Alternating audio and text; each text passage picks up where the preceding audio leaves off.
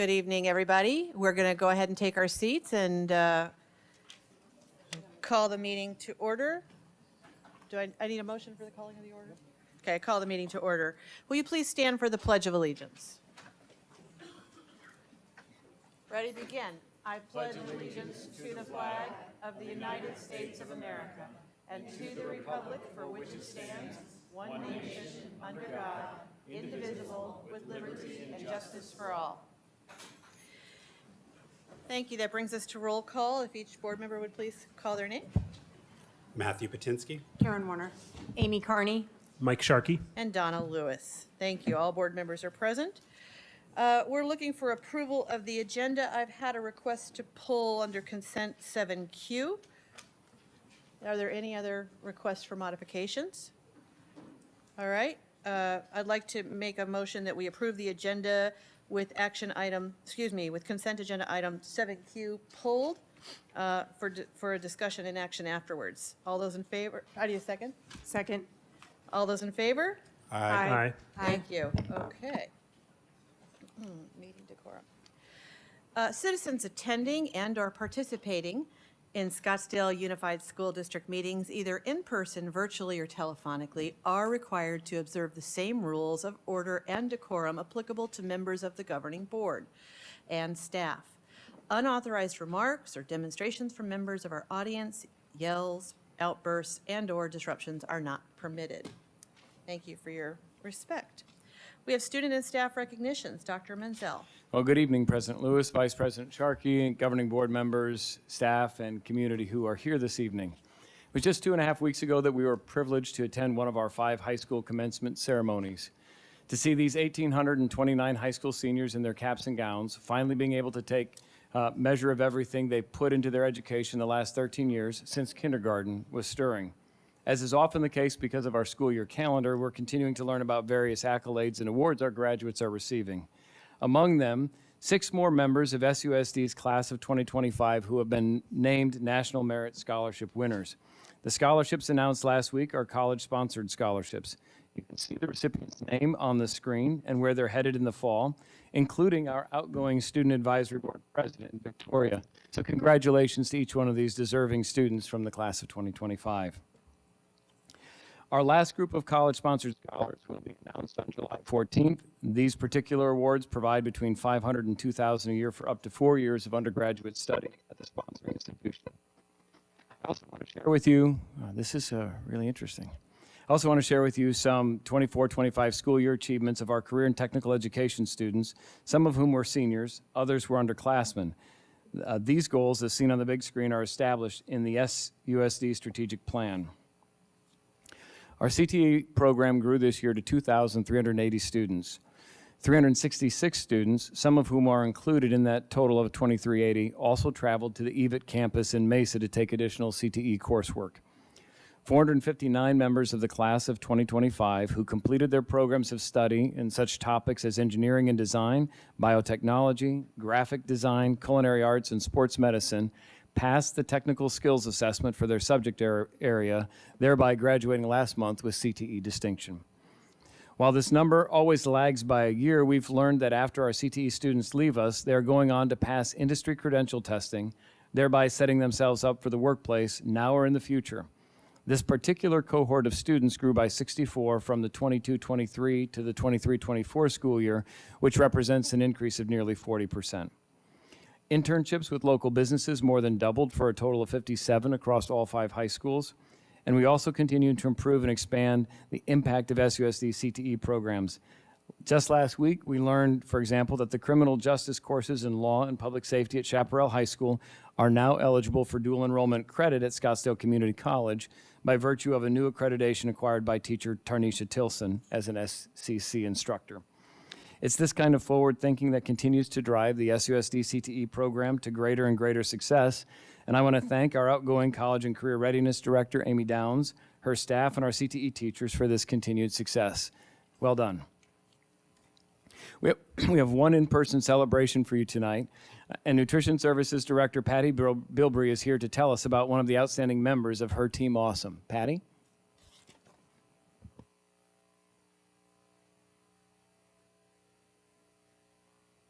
Bing. Love being the first one to get to move the microphone and make it all loud. I'd like to introduce and invite up Nicole Barnes, our Saguaro cafeteria manager, and then our assistant principal at Saguaro, Mr. Dan Milligan. Come on up. So before we dive into today's agenda, we'd like to take a few moments to celebrate something and someone truly special.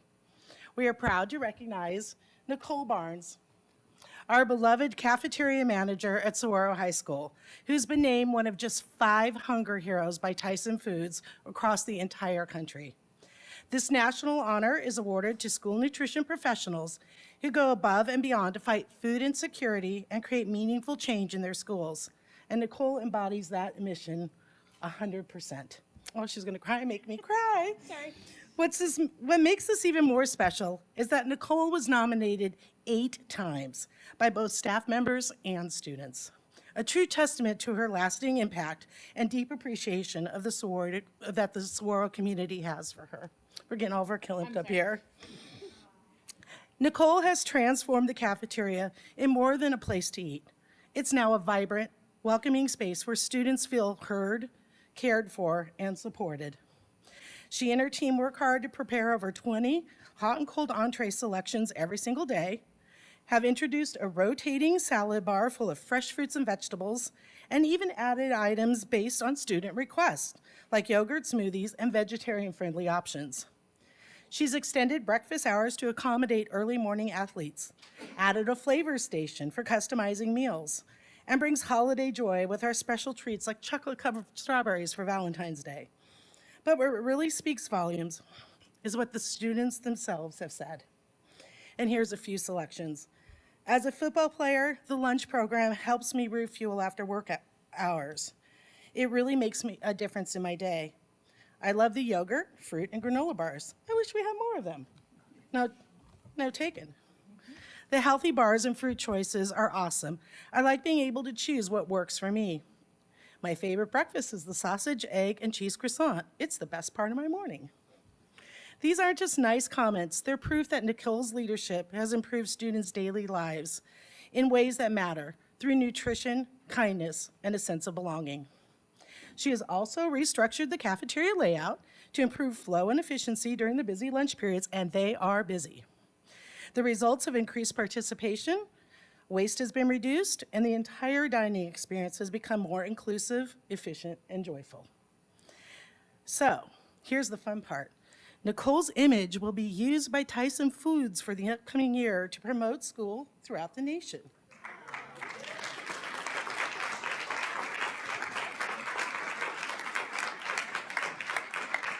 I think they did a good job. And she's gonna be famous, y'all. So Nicole, we are truly proud of you. Your creativity, care, and tireless commitment have truly made a difference. And today we celebrate you not just as a Tyson Hunger Hero, but as a hero to our students and community. On behalf of SUSD, I'd like to present you with this challenge coin. And please, let's give a big round of applause to our Hunger Hero, Nicole Barnes.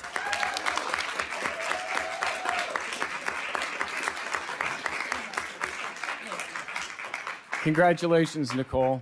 Well deserved. I remember talking with you on the first day of school. Who would have imagined that at the end of the school year you get this recognition? That's fantastic. And Patty, please don't leave. So we want to acknowledge your work and the work of your team last week to accommodate what turned into an unexpectedly massive turnout at our first summer food distribution event at SCC. So I'm going to talk about it for just a little bit so that everybody else knows what happened.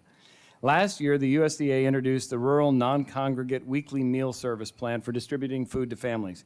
In reviewing the latest census data, our ever-thinking Nutrition Services Director noticed that the Scottsdale Community College campus, even though it is on the outer edge of a municipality, meets the qualifications for a rural food distribution site, which allows for a full week's worth of breakfast and lunches, 14 meals per child to be distributed in a single weekly pickup.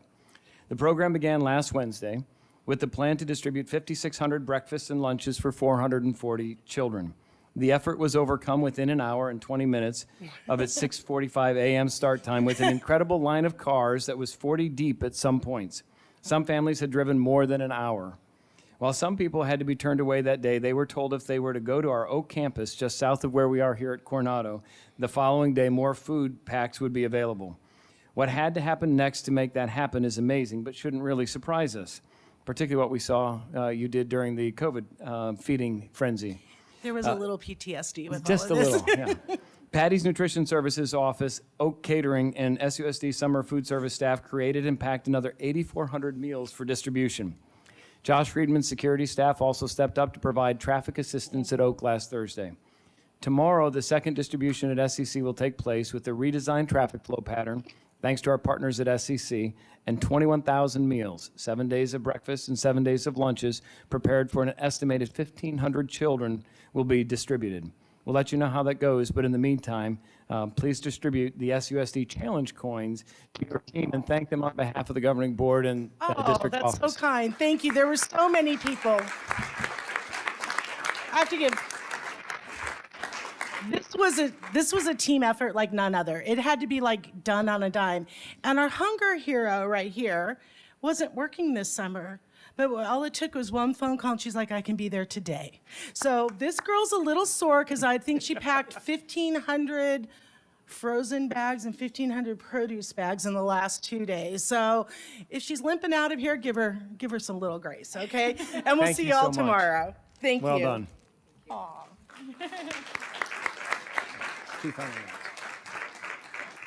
Two final notes for our celebrations this evening. And while they're not able to join us tonight, their late in the school year athletic achievements are worth celebrating. So we want to give our heartiest congratulations to the Desert Mountain High School softball and girls tennis teams, both of whom won state championships. As you may know by now, the Lady Wolves succeeded in winning their third consecutive 5A state championship the night before the first day of high school final exams. It was a thrilling matchup down at ASU's Farrington Softball Stadium between number 1 Desert Mountain and number 3 Canyon del Oro, which, between a stellar defense and timely offense, ended in a 4-0 shutout of the Dorados. I was fortunate enough to be able to attend the game, and it was just a joy to watch. Congratulations to this outstanding SUSD team that competes with sportsmanship, respect, and character, and to Coach Chris Fredericks for another W. I see Principal and Chair here. Thank you. Desert Mountain well represented. And then congratulations also to Kim DeVoer and her girls tennis team, which took the AIA Division I state titles in both the doubles and team competitions. It was somewhat an odd doubles final, with Hannah Fitzgerald and Julia Zhang having to defeat teammates Kayla Gravel and Alexandria Frazier for the championship. But there aren't many schools in the state that can say they have the two best doubles teams. We also want to wish the best to just graduated seniors, Hannah and Tessa Wachtel, who will take their considerable tennis court skills to play for Wagner College and Marist Colleges, respectively, next school year. So we're very proud of our successful student athletes. We want to give them a round of applause, even though they're not here.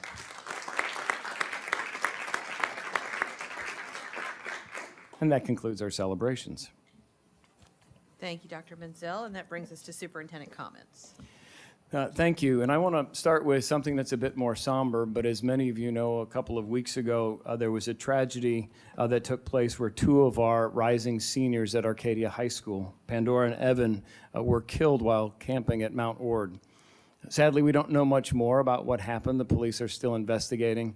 But I wanted to make sure that the people here at our board table know, and those who are in the audience, that we've been working to support all of those at Arcadia. Thank you, Dr. Dansky, for the work that you've done to provide support for your students. We've mobilized our teams. It's just a real heartbreaking situation, and we want to be there as every step along the way to support the families and the students who have lost classmates. I also want to just highlight a few other things before turning the agenda back over to President Lewis. Hopi Elementary will become our 6th Blue Zones approved school. We learned this just before summer dismissal, so we'll celebrate in the fall. We also want to acknowledge the team from Teaching and Learning that put together a robust offering of professional learning for our staff.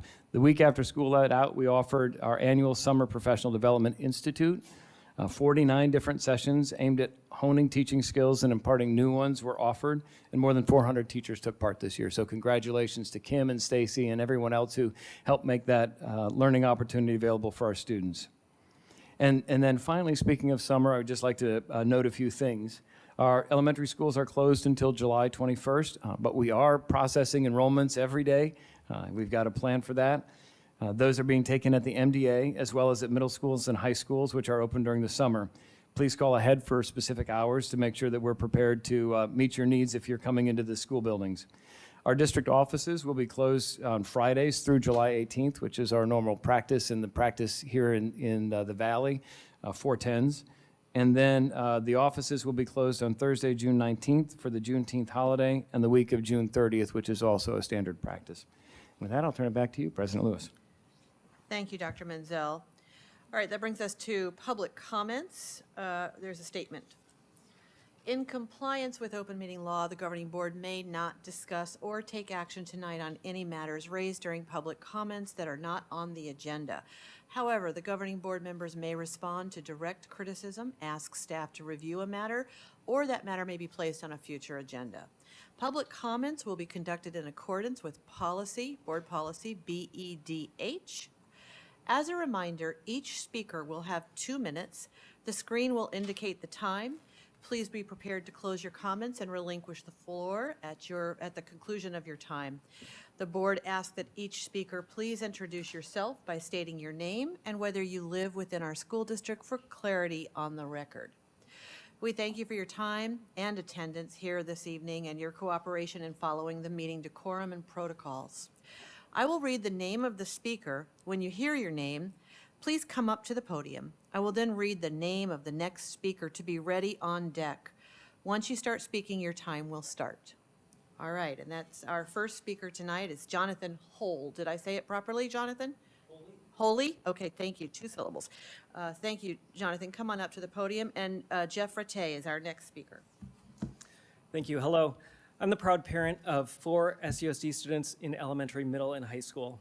While I was attending my son's 8th grade promotion, I was shocked to see what some students were wearing. Families around me were commenting and snickering. Attendees around my in-laws who were sitting further away were making comments loud enough for others to hear about student dress as well. If this was distracting during a formal district event, how much more so is it in the classroom? The 3 new board members should be aware that this change from October 2022 was made solely at the demand of former board member Dr. Hart Wells. The private B memo regarding the change says, quote, "The committee felt it was important to acknowledge the request and honor the process of the original committee. The request was discussed with several stakeholder groups, and the recommendation is to remove the navel as a body part that must be covered," end quote. What stakeholder groups? The B memo was misleading at best. Council Buzan confirmed on September 10th, 2024 that the Conduct Committee did not meet during September or October of 2022, and no emails exist to suggest that this was discussed by anyone but Dr. Menzel, Cabinet, and Dr. Hart Wells. I've asked for records and communicated with Council ad nauseum, and the district cannot provide any evidence that this change was supported outside of the Cabinet. A committee cannot make a statement of support when they have not met or communicated. In fact, to the contrary, on October 12, 2022, Melissa Sacco said in response to Dr. Hartwell's request, "We are being very responsive to such requests that are contrary to the committee recommendations, after including without limitation a discussion with cabinet and school level administrators," end quote.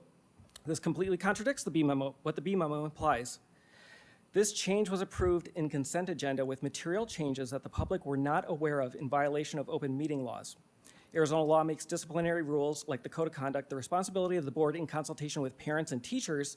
None of those groups are on the conduct committee. For these and other reasons, I request the board to reject tonight's code of conduct and properly recognize the conduct committee as a board committee subject to OML. Thank you. Thank you. Jeff Rattay, followed by Dr. Janelle Dansky.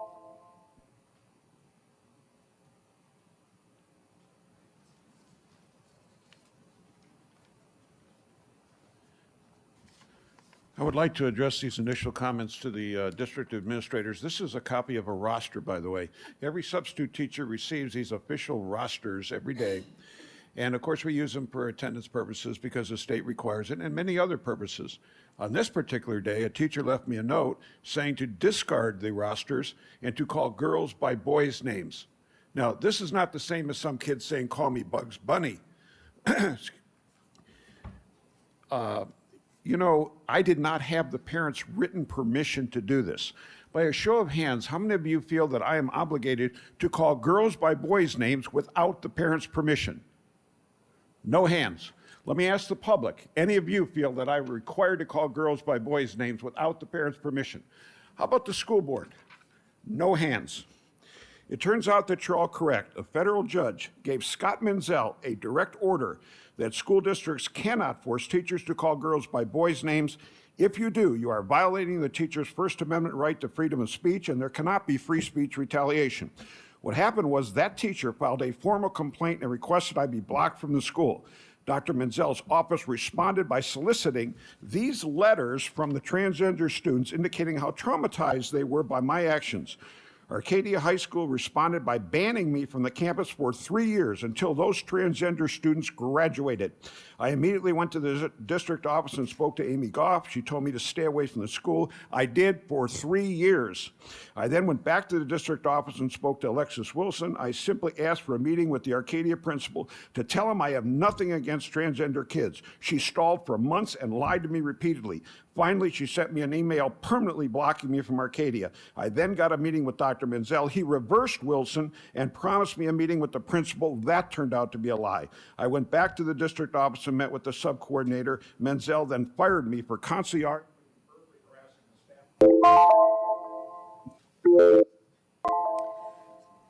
Thank you. Dr. Dansky, followed by Sean Crozier. Good evening. I'm Dr. Janelle Dansky, principal of Arcadia High School, and speaking tonight as the Scottsdale Administrator Association president. I'm here to advocate for your approval of the 4 association agreements on tonight's board agenda. These agreements represent the outcome of a collaborative process between our associations and district leadership, one that has been grounded in trust, transparency, and a shared commitment to the success of our students and staff. Through interest-based negotiations, we focus not on positions, but on mutual interests, allowing us to work through differences productively and arrive at agreements that serve the best interests of the entire school community. These agreements address critical areas such as working conditions, compensation, and support for professional growth. They also reflect a deep understanding of what it takes to attract and retain talented educators and staff, individuals who are essential to maintaining a positive learning environment and a strong school culture. On behalf of our association members, I respectfully ask for your vote of support. These agreements are evidence of what is possible when we come together around shared goals. They signal to our staff that they are seen, valued, and supported, and they set a positive tone for continued collaboration in the years ahead. Thank you. Sean Crozier, followed by Krista Demetrulius. Good evening. My name is Sean Crozier, and I'm a community member, employee, and president of the Scottsdale District Administrators Association. I'm here tonight representing the Scottsdale District Administrators Association to express our strong support for the approval of the General Leave Buyout Plan and the 2025-2026 association agreements that were negotiated through the interest-based negotiation process. The General Leave Buyout Plan represents a significant step forward in creating fairness and equity across all employee groups within our district. This plan simplifies the General Leave Buyout, replacing the current 3 vastly different and in some cases complex plans with a single, fair, unified, and simplified plan that applies to all future district employees equally. SDAA also wishes to support the approval of the 2025-2026 association agreements themselves. These agreements represent countless hours of dedicated work through the IBN process, a collaborative approach that has transformed how we address challenges and opportunities in our district. The agreements before you tonight reflect the professionalism, dedication, and collaborative spirit that defines Scottsdale Unified School District. They demonstrate that when we work together with transparency and mutual respect, we can achieve outcomes that benefit everyone, our students, our employees, and our community.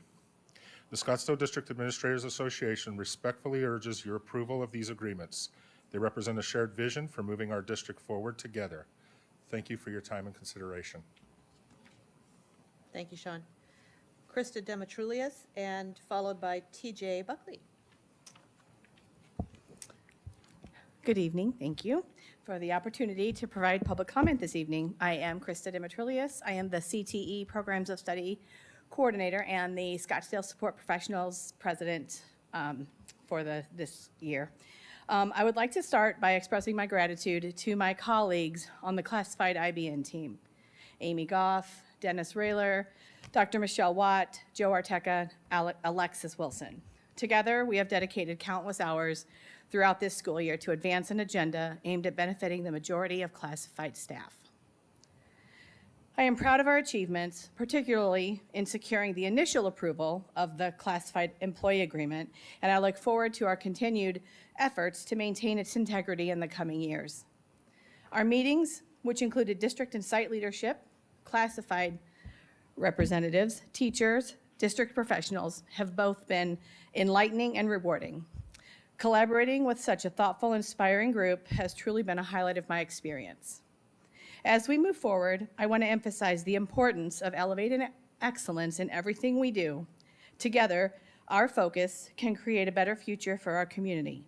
It is my honor to express unwavering support for the approval of the 2025-2026 association agreements. Thank you. Thank you, Krista. TJ Buckley.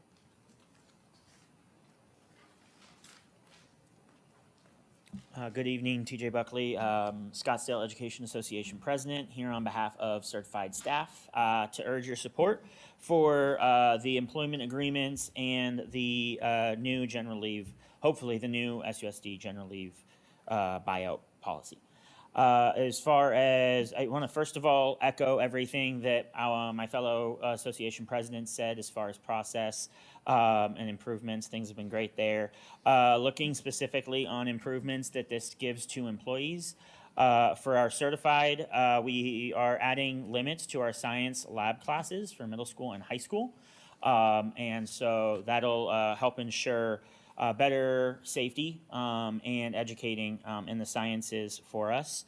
Codifying the memorandum of understanding of our general leave policy that was created by Dr. Menzel, myself, and Dr. Cruz earlier in the year. This makes it part of just general district policy, or sorry, district practice. Then handling sole overages.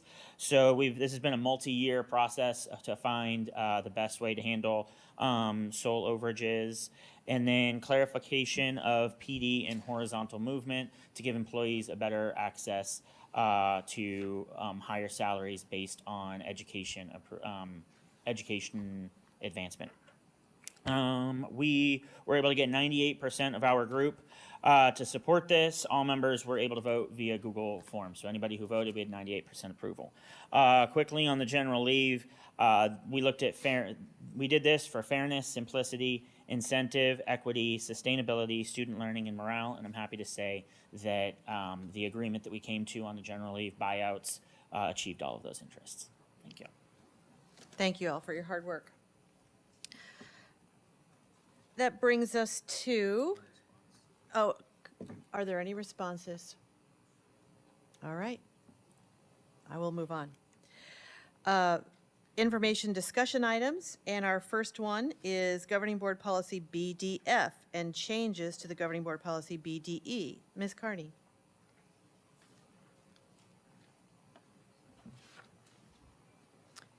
Thank you, President Lewis. So hopefully we have these to share on the screen, but I have asked to bring back policy BDF because of the issues with recent curriculum adoption committees formed without involving the board or community, and because of the dishonesty and lack of transparency in the removal of policy BDF on February 8th, 2022. So some background information for the board members and the public. On January 25th, 2022, first read of changes to B policies, it was recommended that policy BDF be removed by a board member Greenberg, saying its contents are superfluous and incorporated in policy BDE, which was false. And policy BDF was the only policy not added on the agenda for board members or the public to see, nor was policy BDF attached on the February 8th, 2022 board agenda, of which it was removed from our district policy book. The board removed policy BDF, reverting some of the language to policy BDE, yet leaving out very vital language. Since district administration brought Peoria Unified forward as a reference as a district who adopted the Savas U.S. history recently, I thought it important that we also looked at their committee policies, and they indeed have BDF, BDE, as well as CE, which is exactly what we need to go back to. I also looked at Paradise Valley School District, and all other districts using ASBA policies that I looked into also have policy BDF, BDE, and as well as CE. We're not talking about CE tonight, but that is the other committee policy that we have. So I'm recommending to the board that we go back to having both policies BDF and BDE with original language so that there are no issues going forward with committee formation and committee work. Thank you, Ms. Carney. As a first read at this juncture, we're being introduced to this idea. Mr. Bazan, did you have some thoughts at this point you'd want to share with the board? Board President Lewis, no, this is the first I've heard of the rationale for this change. I just got up to make sure that the policy could be published. So, Thank you. Member Carney, if you wanted it published, let me know which one you would like to be. That's the red line. But no, I didn't have anything else. Obviously, we'll work with the board to work on the language, or would ask by email or phone call, whatever the specifics are for the second read that need to be changed. Well, Go I think I would like to read what was left out, if possible, while Sure. we're all here. Yeah, go ahead. So you understand. So if you could go to policy BDF, please, advisory committees.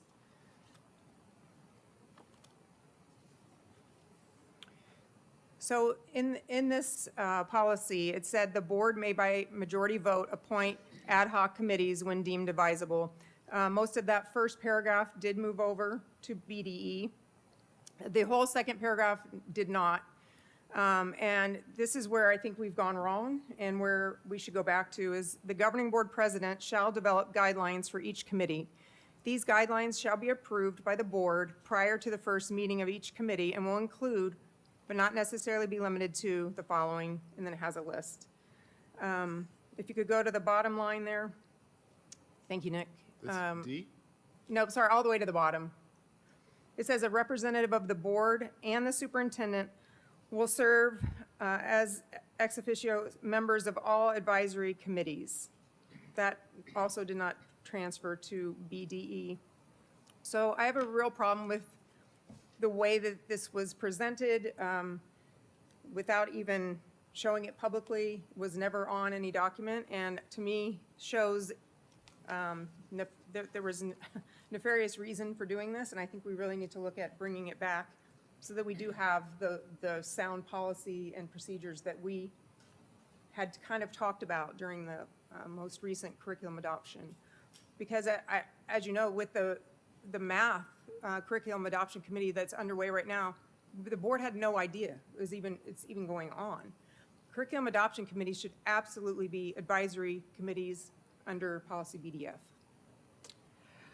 I would like to speak to that. I don't know anything about any nefarious intent.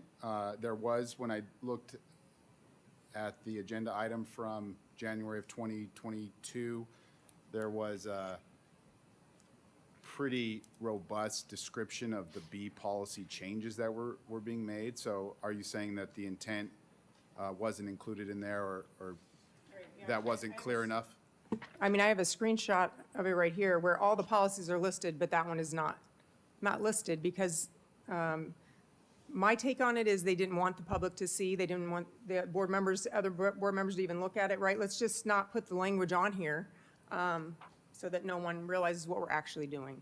Did you look at February 8th as well? 'Cause Yeah, I it's think not- that yes, was it's not on there as well. The date that it was actually Right. removed. So that's why I wanted to bring this back, because I just think this board, we're looking to do things, more professionally and bring everything into the light. And I was actually at that board meeting way back when, and I know exactly what happened.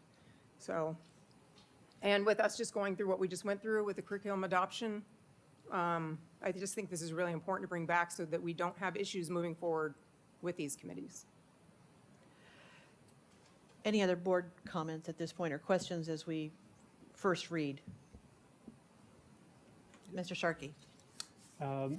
Thanks, Board Member Carney, for bringing this up. Can you help me understand what problem this would have solved with the curriculum committees? I don't understand, and part of it is I don't understand all the different kinds of committees and Right. if that was. So can you help me understand how it would have been different if BDE was in place? Thank you for the question. Yes, if we still had BDF advisory committees, right here, that paragraph I read is where the governing board president shall develop guidelines for each committee. So it would have come in front of us. We would have known that this committee was going to occur.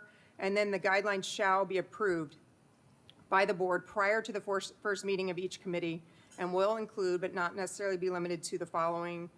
And then it lists some things. I mean, I can read it, but you have that as well, and it is attached for the public.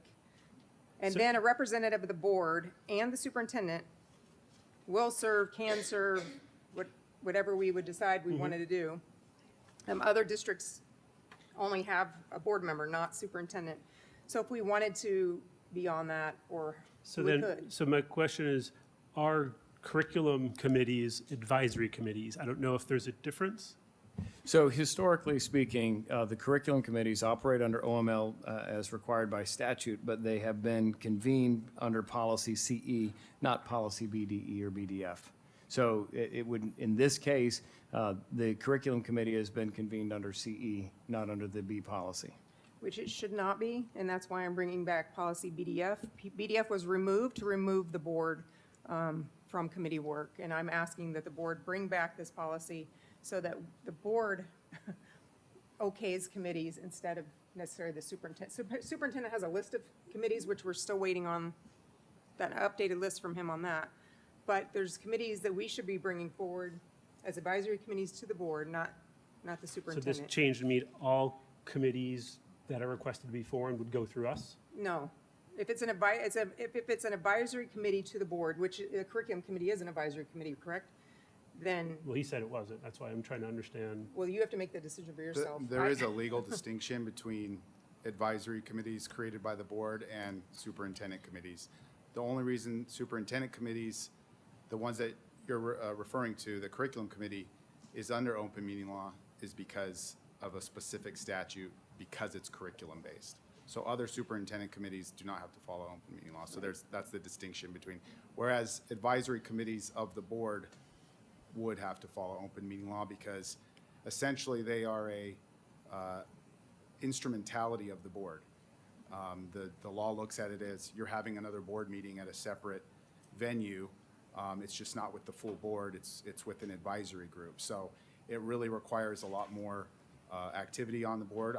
I would just ask Member Carney, understand your recommendation, I advise on the law, I don't make the policy, that's what the board is for.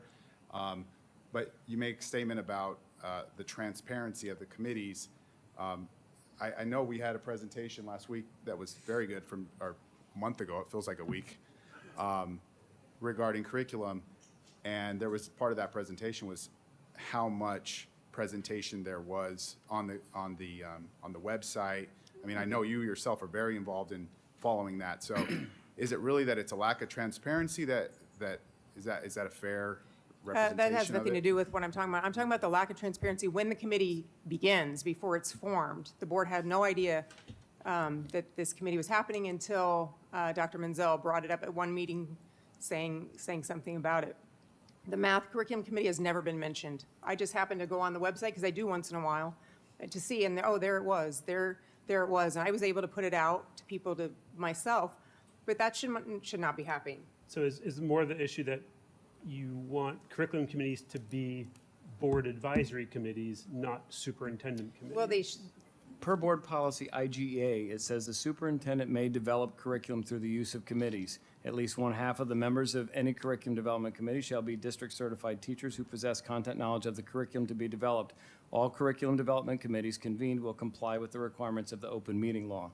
So we have been following governing board policy under IGA with respect to how those committees have been convened. It's appropriate for the board to talk about how they want to proceed in the future, not appropriate to talk about any other policy besides the 2B policies that are being discussed here because it's not agendized. Ms. Warner? I'm sorry, okay, Dr. Potensky? So, so if we go, I don't want to violate what you just said, Dr. Menzel, but I think this is agendized.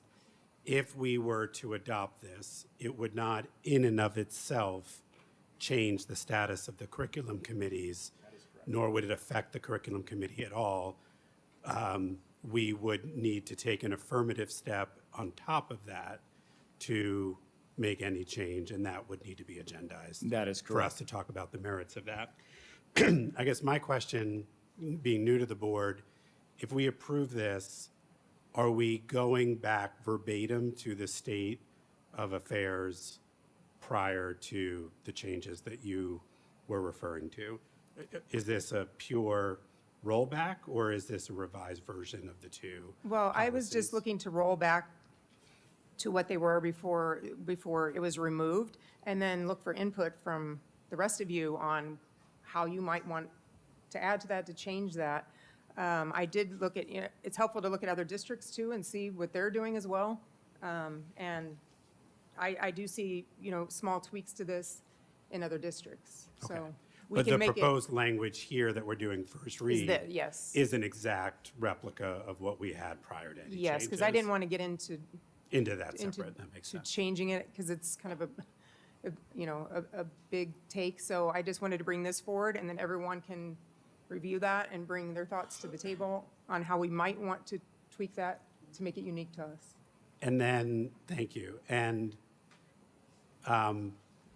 is that prior policy, I don't know who I'm asking this of, maybe Dr. Menzel, is that prior policy the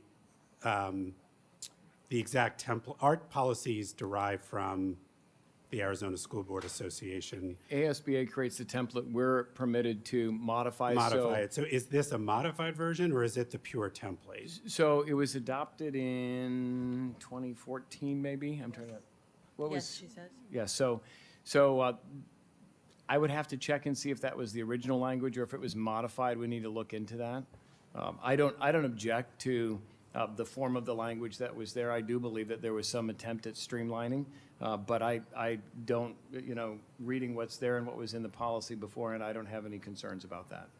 Yeah, the one that stood out to me, and then I'll relinquish the mic, I apologize, is the involvement of board members on committees that are then advising the board. Like from a corporate perspective, that would be weird because board members would bring an undue potential perceived influence in the committee. And then also you're shaping the thing that you're going to decide on. But if that's the typical language, and if that's typical practice of school boards, I would respect that. So that's why I'm curious if that's the That would be- standard language of the policy or something we've amended over time. So in this particular policy, so not the CE policy, but in the B policy, it contemplated board members and superintendents serving as ex officio. So for a board-appointed committee, that was when a board member could serve as an ex officio along with the superintendent. We have different policy that addresses other committees and that does not have board members on it for the very reasons you just articulated. So two separate committee structures. These ones are specific because they're ad hoc in nature based on a particular issue or opportunity that the board might like to consider but wants feedback from a larger group. So you would identify what's the scope of work. It's time delimited. It's not envisioned that this would be a standing committee. Part of the reason why curriculum is probably dealt with separately because that's an ongoing process all the time. These are always and have been from the time the initial policy was there, designed to be ad hoc for a particular purpose and then dissolved. Thank you to both of you. Quickly, I'll just reiterate that policy BDE, the board committees that one does have board members on it, up to 2 board members on it. So, yeah, well, obviously, we could look at changing the language on BDF as well. And then I was also going to bring up one thing that we do need to take note of, and that was brought up back when this policy was removed, is that the audit committee is a standing committee. So we would need to get rid of the audit committee or put that into this language. So when you look over it, it talks about standing standing committees. And so we just would need to address the audit committee because that's the only one that bringing back BDF would affect. Thank you. So I just want to wrap it up with, in our 5.5 months as this board, we've had more conversations related to committees not being, our community not being aware of committees being available. I know that most of our families and community do not watch these meetings, and they're not going to catch if Dr. Menzel, mentions that there's a committee coming up. Most people are not going on the website to check the page, and so this just brings it to the board, and we should be putting forth the committees just for even transparency to the community and even for our own knowledge, and it's just a good practice. And this is the first read, so if there's any tweaks that any board member would like to have, they can absolutely email Mr. Buzan, and we can work on it and, try to work well together on this and put forth something that is good, that is going to be beneficial for our community. Board Member Carney, I want to understand what from BDF will solve the problem at hand. The two things I see are, one, if, let's say, the curriculum committee were an advisory committee through BDF, that means here at one of these meetings, we would form the committee. So that's part of the notification. The second thing is there would be a board member on the committee. So are those the two things you're wanting to address? Because could we address it if we just did better about notifying and had better communications? So I'm trying to understand what specifically from BDF will help solve the issues you see with the curriculum committees. I would say that both things that you mentioned are not the case with this policy. Those would fall under BDE for board committees. What I see happening with BDF is if the superintendent knows that he wants to go out for a curriculum adoption committee, he tells the board, and then do we decide? I mean, we got to have better conversation. Is this an advisory committee under the board, or is this an advisory committee under him? Right now, they all fall under superintendent, and I think, I'm just saying curriculum committee because that's what we just went through, should be an advisory committee of the board, then we would follow this policy. Right, but I'm trying to say, what is it about this policy that would be different than? Right here, I've said it, this is the third time. The governing board president shall develop guidelines for each committee. Okay, so you that want would the board, so what the change you want is that the board develops the guidelines for No, the curriculum? well, in this case, President Lewis would do the guidelines, and then we would vote on those. So we would know going in what the expectation of that committee is, then great. Then we know what's happening, we know what's going on, and now we can sit back and let them do the work until. So is the issue that we may not know, or is it that we don't know, or we want to have input into the guidelines of the formation of the committee? I'm trying to understand what will improve things. I'm sorry, I just want to make sure I really get to Okay, the. did you read this policy before? Yeah. Okay. So I'm a little confused on what, this doesn't say anything about forming the committee. It says that we will appoint committees when deemed advisable. So if we get word from the superintendent, it's advisable that we go out for a committee, right, to do curriculum adoption, then we will follow this policy, okay?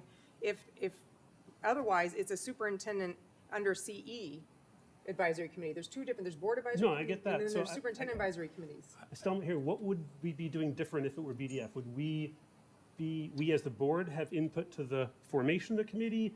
I'm still not hearing what we would do differently with a We curriculum would committee. actually vote on it. Vote on its existence? The guidelines shall be approved by the board prior to the first meeting of each committee. Right now, there's nothing. We have no idea a committee's even going on. So with this advisory committee, we go back to being more involved, more understanding of what's going on with the committee. I mean, right now, we don't have any. Just so I understand, as a first read, though, correct me if I'm wrong, you're not proposing a change in which policy curriculum committees fall under. No. And so this would not actually do what you're describing because this is a change to BDF, not to the policy that the curriculum committees are under. In other words, after this was approved, the next curriculum committee would still be formed in the exact same way. This would not have any control over it. And as I'm understanding, that's why I was asking, is this the same as the pre-changed version? Or does it also incorporate the changes that you're verbalizing here, which is I want to make sure that any committee, whatever policy it's historically been under, comes to the board, which I don't think this would do. No, I'm not saying any policy, in any committee, because there are tons of committees, I mean, that the superintendent has. I'm just saying, we need to have better policy around our committee formation so that we don't get so far in, and the board has no idea, they have no parents on the committee. We have no idea really what's going on until we're presented with it. We should know on big curriculum committees, there's other ones too. I'm just saying that right now because that's what we experience. This will better help the superintendent understand that he needs to come to us and say, this is a board advisory committee or this is my advisory committee. Right now, there's no communication on that because there's no policy. Okay. I just have more to learn.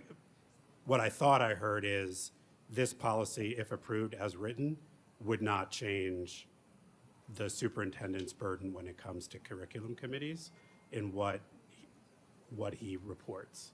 So that if that's the goal, we would need a read that also includes the changes that accomplishes that. But you have more experience on the board, so that we can, between first read and second read, I can ask questions. Okay, to or I can even understand add that. more language to this, but I just wanted to start it off with what we used to have and explain how we got to where we are today, and in the hopes that we can get to a better place. Thank you. Ms. Carney, my thought is we need a new first read unless we're going to simply bring forward BDF so that we're now ready for a second read and an action next meeting as written and presented. Ms. Warner. So historically, we do make changes between first read and second read. This is our opportunity for board members like Patinsky and Sharkey, yourself, to make edits to this, and then it comes before us for a second read and a vote. And there's still discussion before that second read, but just because something is on our first read in an exact language does not mean it has to be the exact language for the second read. So we can modify it is what you're suggesting. That is what I'm suggesting. And I would add for all board members' edification that when there's a copyright after the letters BDF, it means that it's been fully vetted by Arizona School Board Association and aligns with statutes and laws and mandates and regulations legally. So that is a benefit of a copywritten policy. Okay. Thank you. I think I'll just say one last, Please. hopefully one last thing. I just think it's important when the district is using other school districts as references, right, back to the Peoria Unified, that they also understand, well, Peoria is operating under different policy than we are. They have BDF and BDE, CE, so they have a better system going on where their committee is, transparent. It had a lot of different people on their committees. So you're kind of apples to oranges when we're using those. So we need to be very careful. If we're going to use them as references, we need to also understand they're operating from different policy than we are. So we should get back on board with the policies that these other districts are using so that we have better outcomes. And that local control piece continues to be a value. Okay, thank you. We'll move to 6B. Mr. Buzan? Board President Lewis, Vice President Sharkey, members of the board, Dr. Menzel, and Ms. Wagner. Board President Lewis, the next 5, 6B through E, and then also 6F all apply to, 6B through E apply to one piece of legislation. So I would ask your permission to go through those and then hold Collectively? questions to the end. Yep. Okay. If that's okay. Yes, sir. Obviously, do not want to push any policy through. This is just a first read. So We'll there's vote individually. No, we don't vote, excuse me. No voting We will today? hear collectively the statutory shifts you've Okay. conducted. So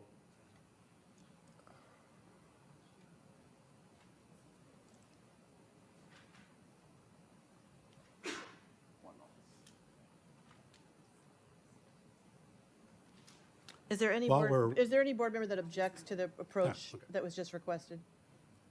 Okay, Dr. Potensky? Did you have a comment? Well, I might be out of order.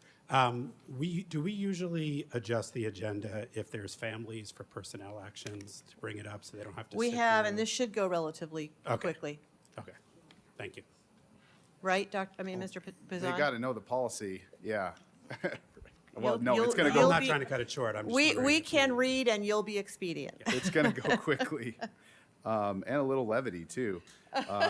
Policy's tough stuff, and there's just a lot of statutes that apply to, in Title 15, and they all come across in board policy. And so getting that local control component nowadays is tough. But with regard to 6B through 6E, the first one to discuss is GBEB, staff conduct. 6C is GBEBB, staff conduct with students, and GBP is 6D, prohibited personnel practices. Those are all three in the G section, which apply to personnel. And then E is in the student section, JLF, and that's the student section, and it's reporting child abuse and child protection. So those 4 policy changes are all statutory compliance.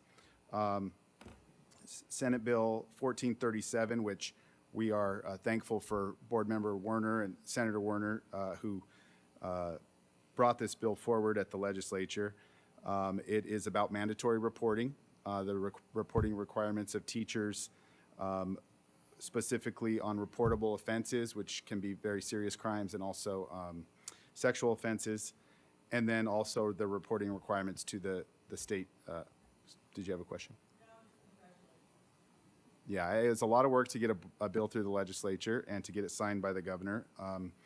And so I definitely think that the work was, so I'm not going to get into all of the statutory changes here tonight, but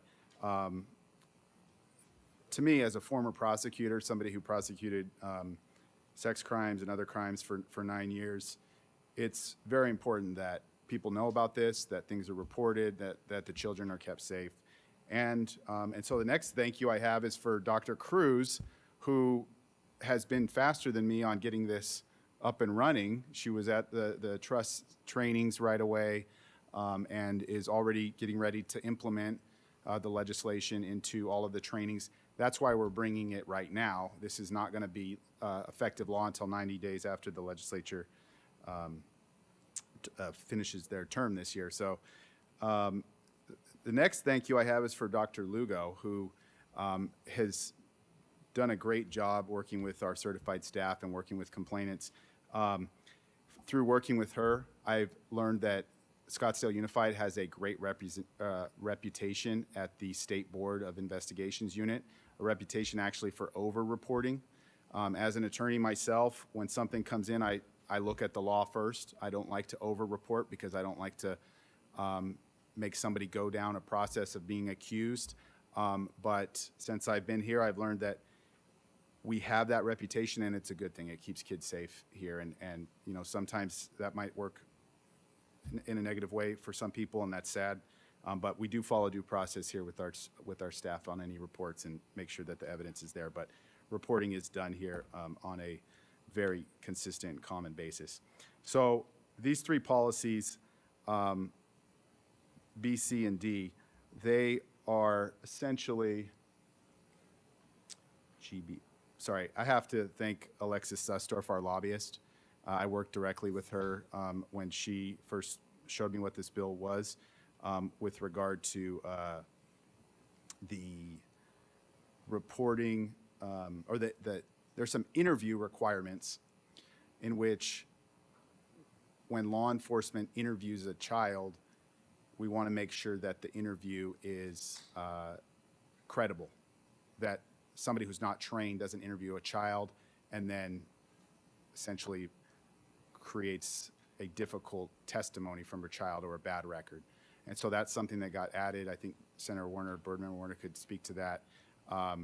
But that's something that got added, and Ms. Susdorf was helpful behind the scenes in working with the law enforcement to make sure that that was added. So these first three G policies, really what they are is I'll just go to staff conduct. And I'm just going to go to the black line. So these are, there's a reporting requirement already in GBEB. And this is a general requirement of all staff that if you suspect a crime, it's reported. And in this policy, it had to the superintendent. Well, the law changed that a little bit. And so I added, if the report pertains to violations of these particular statutes, employees shall follow those reporting requirements and refer to policy JLF. Just as a matter of information, this policy was adopted in March 17th of 2020. The next one, staff conduct with students. This policy, I'm going to go to the very bottom first, was adopted at date of manual adoption. So it hasn't been amended. The date of manual adoption was quite some time ago. And so it had it currently has a little bit of language that I think doesn't go far enough. So I added the reporting requirement of the mandatory reporting statute into this as well. I also added, because this comes up from time to time, the definition from the state administrative code on unprofessional or immoral conduct.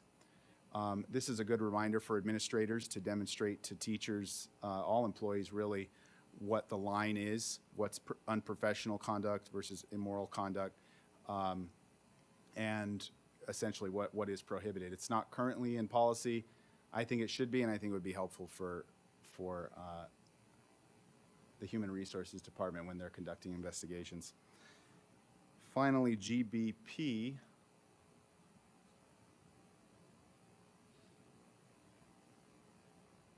This was a very brief change to the statute.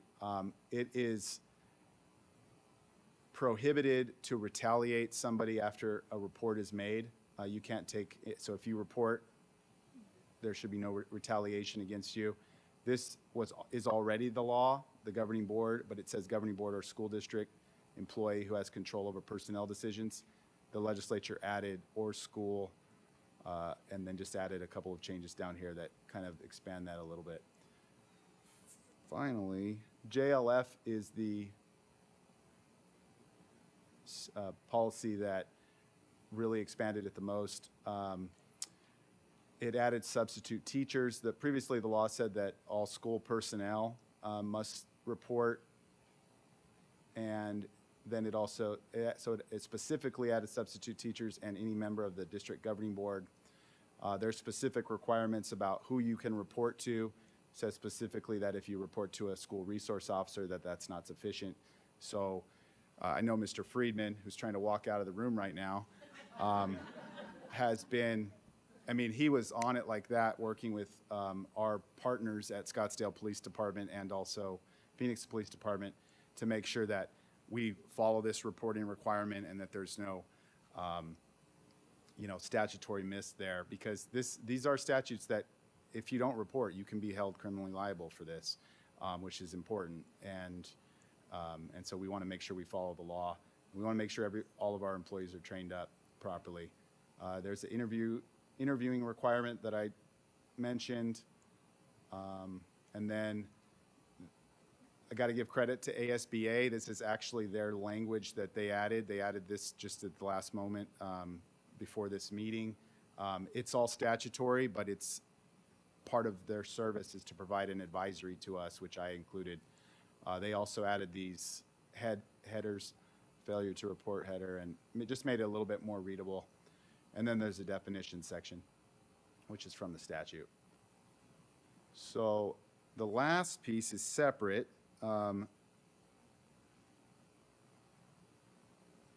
6F, Governing Board Policy JR, Student Records. This comes from another statute, a House bill that was passed this year.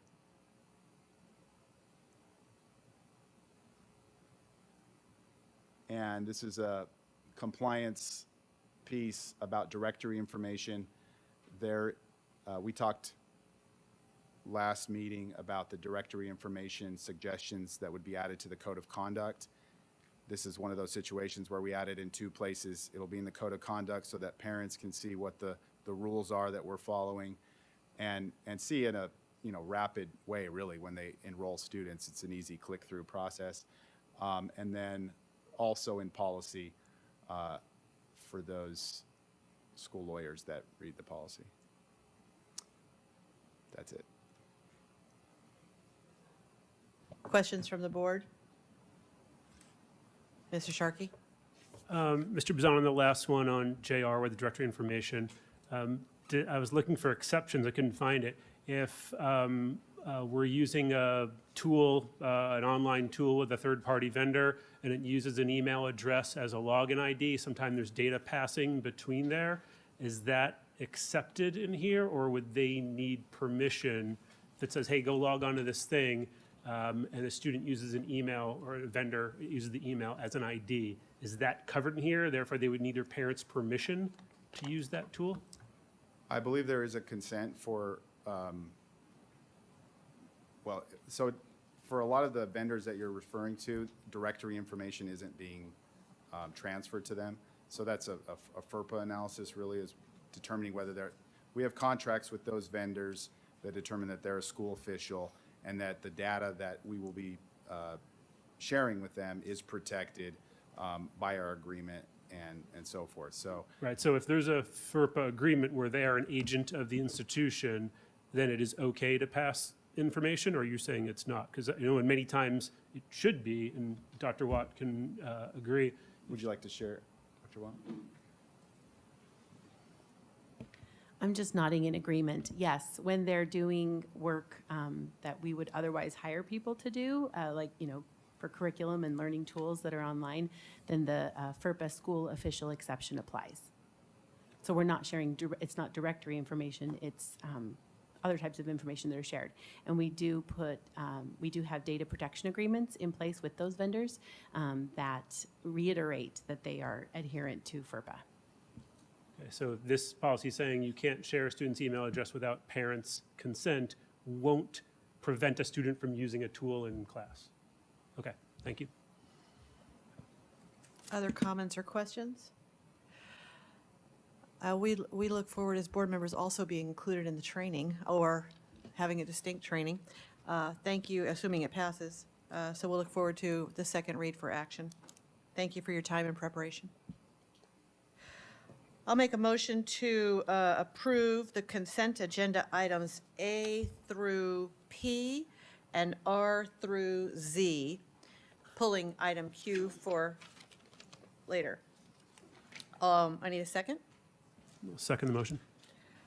Any comments? All right. I'll call for the motion. All those in favor? Aye. Aye. Any opposed? Okay, they all passed 5-0. Before we move on to 7Q, I would like to take a moment to congratulate the following people whose positions were just approved. Would you please stand when your name is read? Carrie Woods is the new assistant principal at Pima Elementary. It may not be here.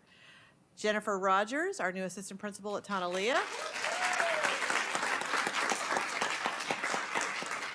Amy Yates, a new assistant principal at Hohokam.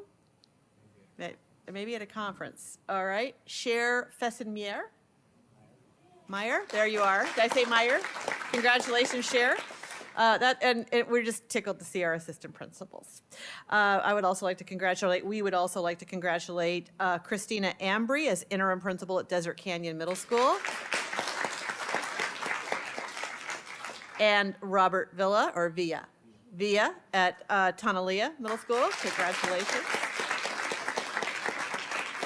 And Christine Harrington as our Chief Communications and Information Officer.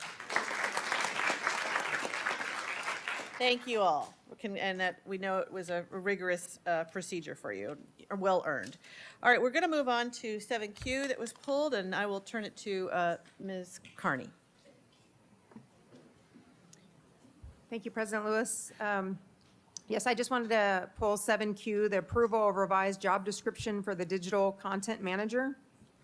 When I was just going through the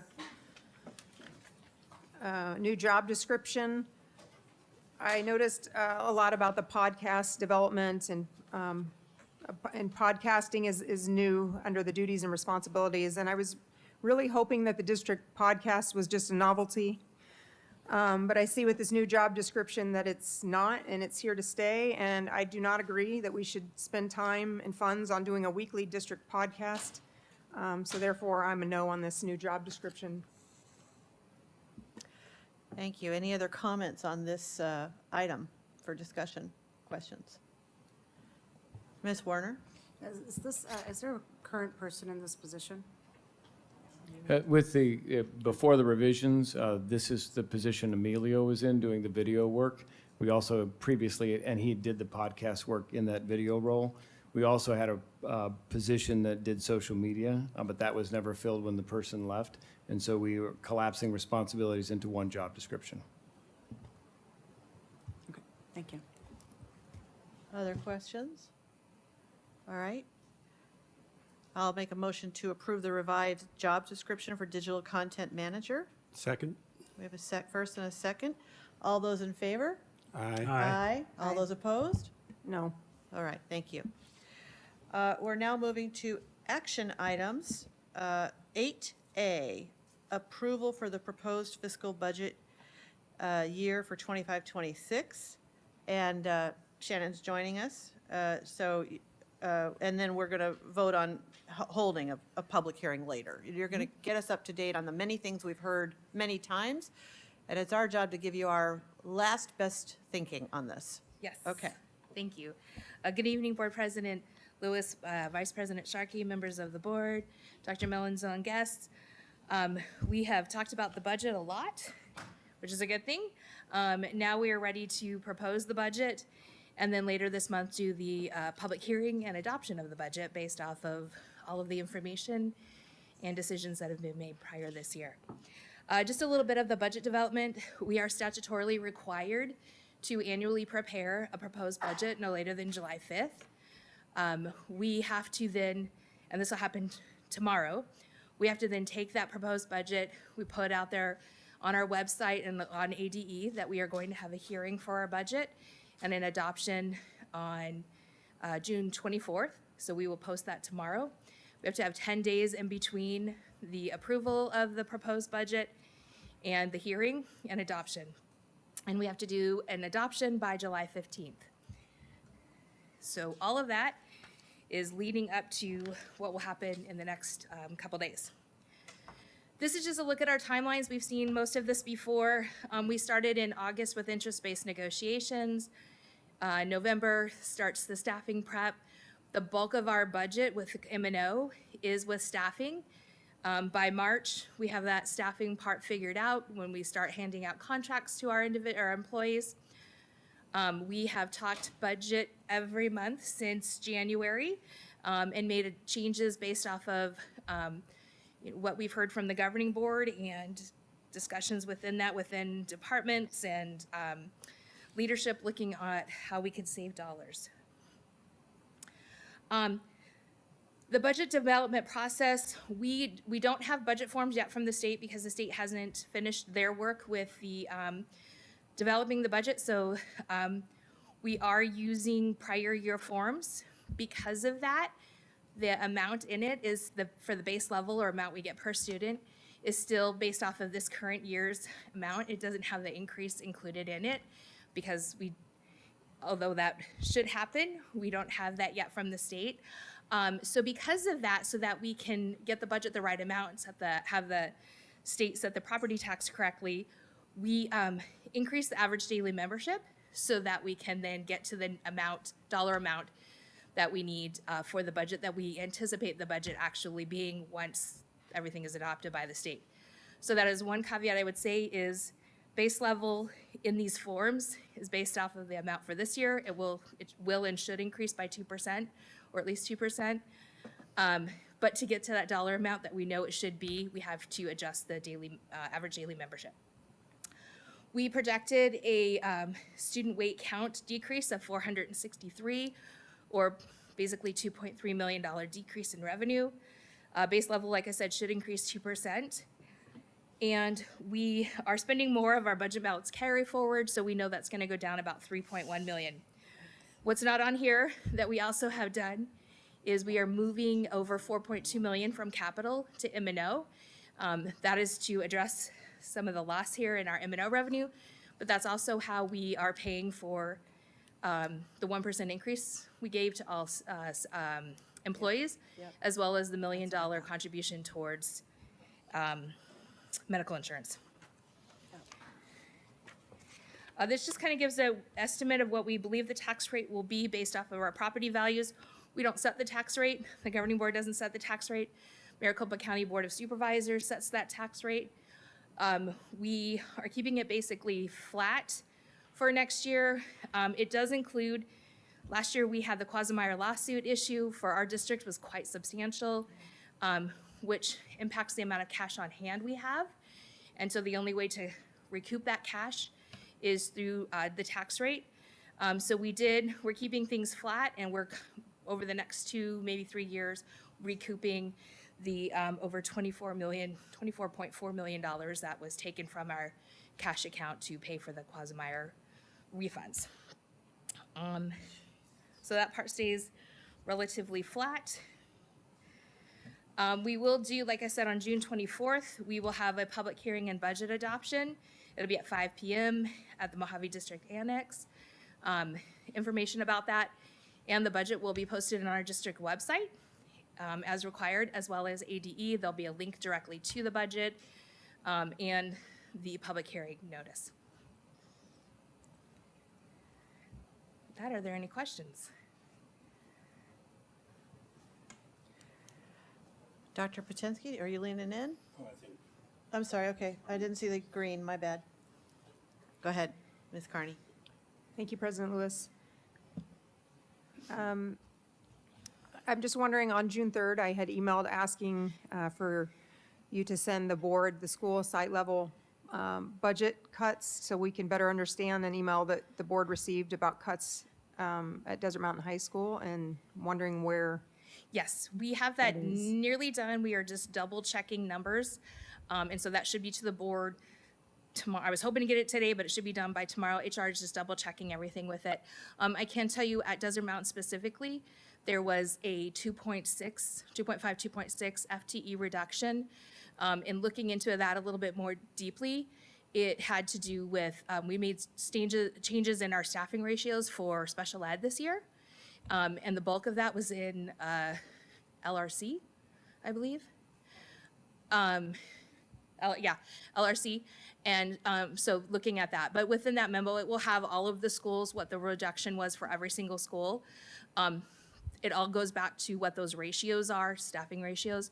Looking at Desert Mountains today, they are still far below what the approved staffing ratios are for those schools, our target ratios are for the school. Okay. I'll be abstaining from the vote tonight since I didn't get that information that I'd requested. Thanks. Dr. Patinsky? I just want to say thank you to you and to the district leadership. We asked for a clearer understanding of the timeline, and you've made it crystal clear. And you may not be, but I'm looking forward to August and starting this all over again, this time from the beginning. We asked you to make tougher cuts at the district office. You've combined roles. You rethought things, I thought, very creatively.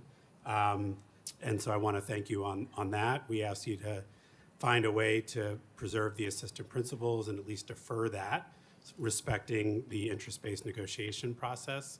And you found a way to do that as well. So I just want to say thank you for listening and being responsive. And I think what we'll ultimately be approving is different from where we started, with the benefit of your responsiveness. So thank you to everybody. Great. Ms. Warner? Thank you.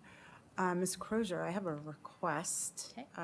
We've had this conversation, I think, a few times, but related to the conferences and travel, which I believe you say baked it into the budget.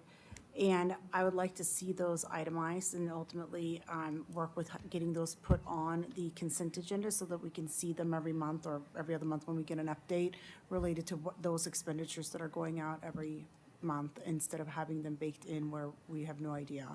And I'll send you an email with that as well, but that's my request. Thank you. Thank you. Mr. Sharkey, anything? Okay, thank you so very much. All right, so I make a motion to approve the proposed fiscal year 25-26 expenditure budget and a call for the public hearing in accordance. I need a second? Second the motion. All right, all those in favor? Aye. Aye, and all those opposed? Abstain. And an abstain. Okay, thank you. It passes 4 with 0 nays and 1 abstention. Thank you. I move for, sorry, let's discuss first. Is that what you want to do? I usually just move for a motion from my past practices. So I'm going to make a motion. I'm on action item 8B, correct? Just a second read for code of conduct. So let's just open it up for discussion. How about that? Then we can make a motion later.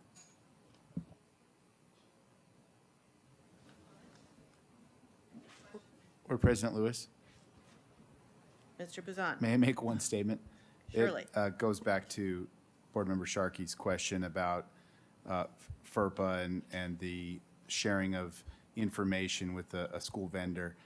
So I misspoke. It's not actually consented to in the Code of Conduct. It's part of the FERPA acknowledgement that we notify. And FERPA actually looks at it as those types of vendors, if they are a school official with a legitimate educational interest, then they're treated under FERPA just like the school. Okay. Comments, questions? Ms. Carney? Thank you, President Lewis. Well, the board's goal that we set is to be the #1 educational choice for families. So therefore, we need to reconsider our dress code for students. As a board member, I've received numerous communications through the years about the need for more appropriate dress on our campuses. We heard it from a dad tonight, and the survey sent out to the community shows those results as well. On October 18th, 2022, a board member did single-handedly use their undue influence and had the word navel removed from the list of private body parts without any public conversation. So therefore, I'd make a motion for the revision of the Code of Conduct dress code policy to revise language under students must wear to say clothing that covers private body parts, genitals, buttocks, chest, and nipples, and the entire midriff. We are way more lenient than our neighboring public school districts who I checked, and they all use the same language in a different, maybe different wording. But that is the motion that I would like to make. Second. We've got a motion and a second discussion. Go ahead, Dr. Potensky. Yeah, so if there's a spectrum of people who view student dress as like personal expression and people who view it as kind of a uniform for going to school, I am on the conservative uniform for going to school side of things. I think Footloose had the protagonist all wrong. That was funnier in my head than in person. So I agree with the motion. I guess my question, right now, it seems to me, in addition to having an opening in policy, we also have a challenge in enforcement that, I mean, you can correct me if I'm wrong, but I think coming out of COVID, as a parent, my observation is that coming out of COVID, just you went to school in your pajamas, and then all of a sudden you're back at school, and there were so many contentious parent-school dynamics that to add on top of that, asking our school leadership and our teachers and everyone else to step into that was just going to add one more fuel to the fire. Something that I've also heard from folks that I hadn't considered is particularly male teachers are very sensitive about being the source of a dress code violation, because if I say, hey, I notice your, whatever part you're showing, then it implies I was looking at whatever part you were showing, and then that could very quickly become very uncomfortable for me. So I am supportive of the policy. I'm also very sympathetic of the district to have two things happening at one time. Kind of the policy gets stricter and a step up in enforcement in the policy for things that are already not allowed but probably are sliding through. You know, and presumably there's communication to families. As a parent, I personally would love to get something in arguments with my kids to say, no, see, this is the drawing, and you know, this isn't like interpretation, like this is the drawing and what you're wearing is not appropriate.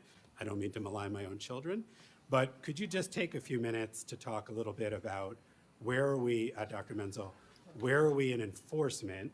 And if we were to approve this motion, you know, any concerns you have about both a step up in strictness as we're stepping up enforcement?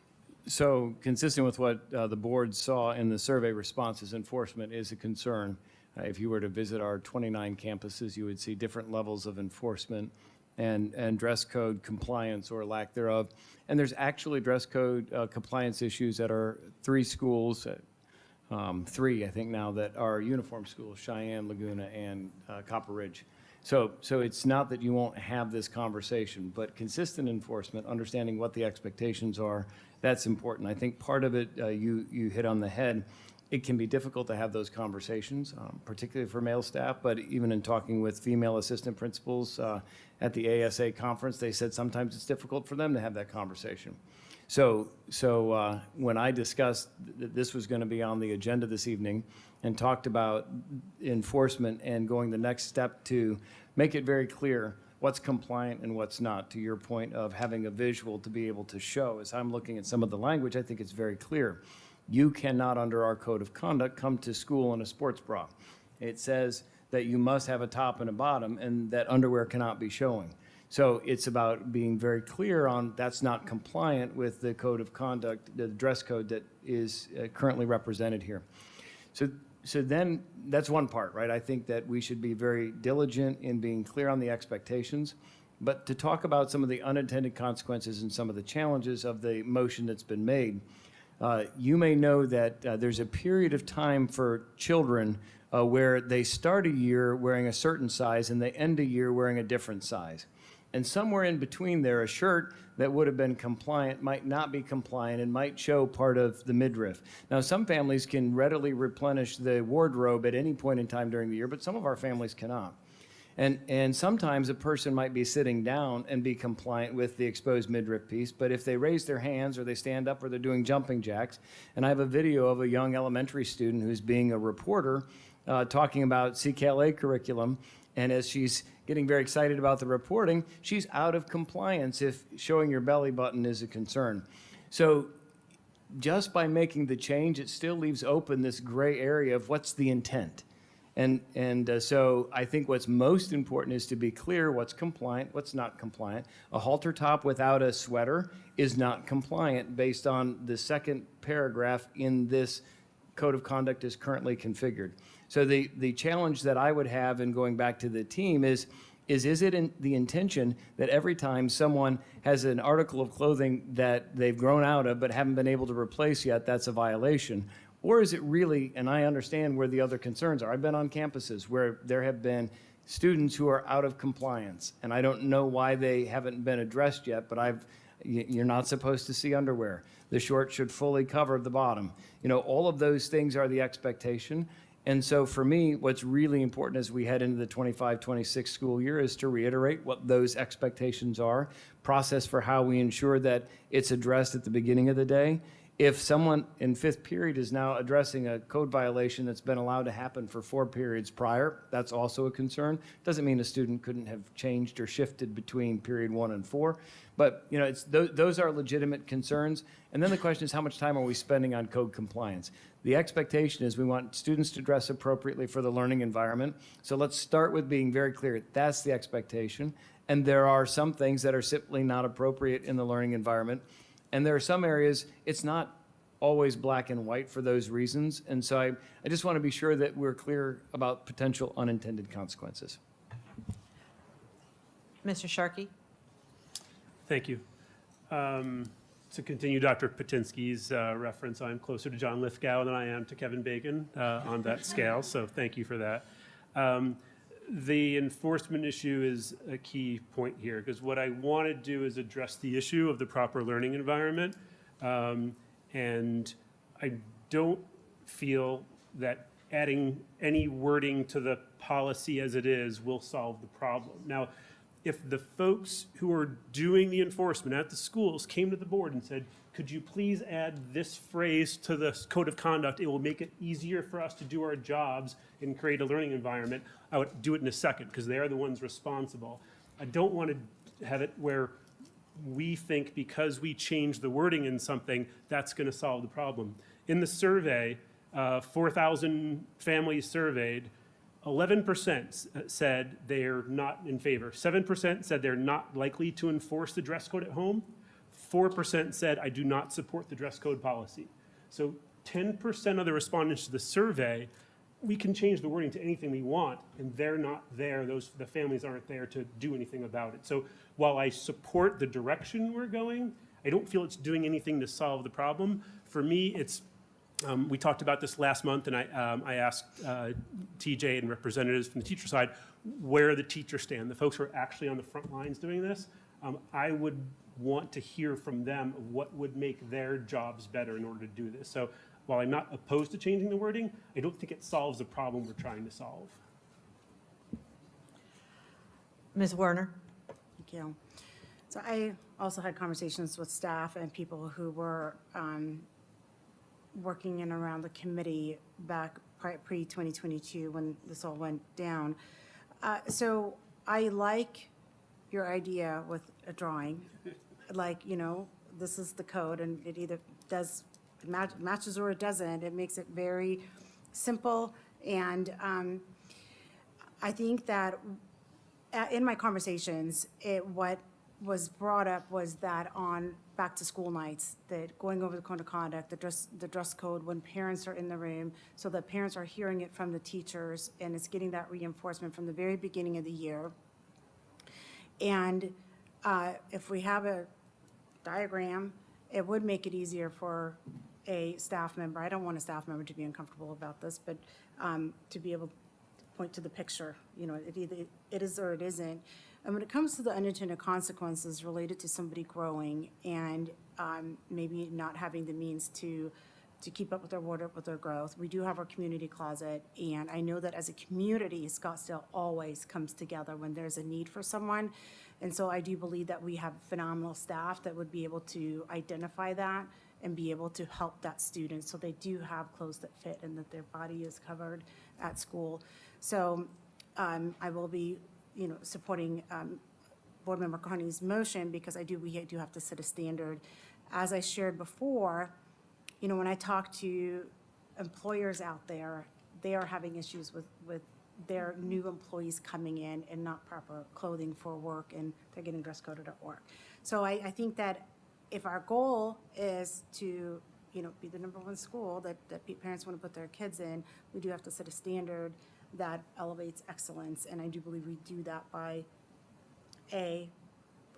changing, adding the verbiage to the policy, and then being just creative and supportive when it comes to the enforcement with diagrams, ensuring parents are aware from back to school night and things like that. So, thank you. As a former middle school principal, I remember being vigilant about dress code. And I had a mother call me and say, I so agree with what you're doing, thank you, but I can't find anything in the stores except in the senior women's or the maternity department. Help me know what to do. I said, I just want to support you. I want to partner with you. How do we help your child show up ready for learning and ready for focusing in a professional learning manner? And we giggled as a principal and a mom about how to partner with one another. And I think as we look at the awkwardness of body odor, lice, and dress code being some of the toughest stuff we deal with in the schools, just kindness and integrity and gentleness as we approach these conversations, as awkward as they are. I also have doctoral students who show up in my class in flip-flops and shorts. And I look at them and I think, I'm preparing you for a chief executive officer position. Start dressing like it now. And these are, rising adult superstars. So I do believe we dress for who we are going to be, and I am going to support this adjustment. But boy, I have been all over the gamut in it, including as a midriff-wearing middle school child myself. So I really respect the dynamics that are going on, and I know we have the maturity to do it well. So with that, are there any more comments? Yes, I know I have a motion on the table, but I do have a couple more that have come up. Since you all are talking about a visual, we did receive email the board before asking if we had a visual from assistant principals, so that is something to consider, right? But let's remember that the board is to implement kind of the policy and the wording, and then it's up to the superintendent to implement it. He needs to figure out how that's going to happen in the schools. Our job is to make sure we have the language that makes us the #1 school district, where families want to put their kids. That's our job, and the superintendent will figure out how that's to be implemented. All right, Miss, are you good? You're good? All right, let's go ahead and call the motion. We had a motion and a second to modify the code of conduct to include the new phrase as presented. All those in favor? Aye. Aye. Aye. Motion passes 5-0. We'll go to 8C.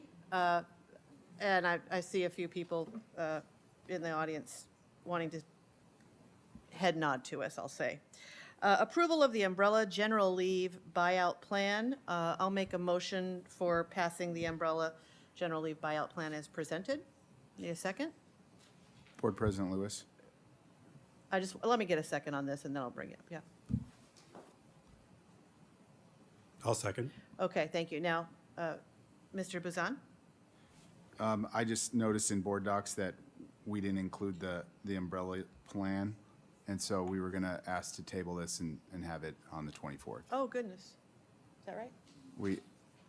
We had originally added it, and I then had it we made a mistake and didn't on the final. include it in there, yes.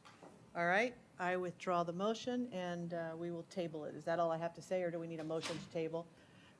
I make a motion to table the general leave buyout plan.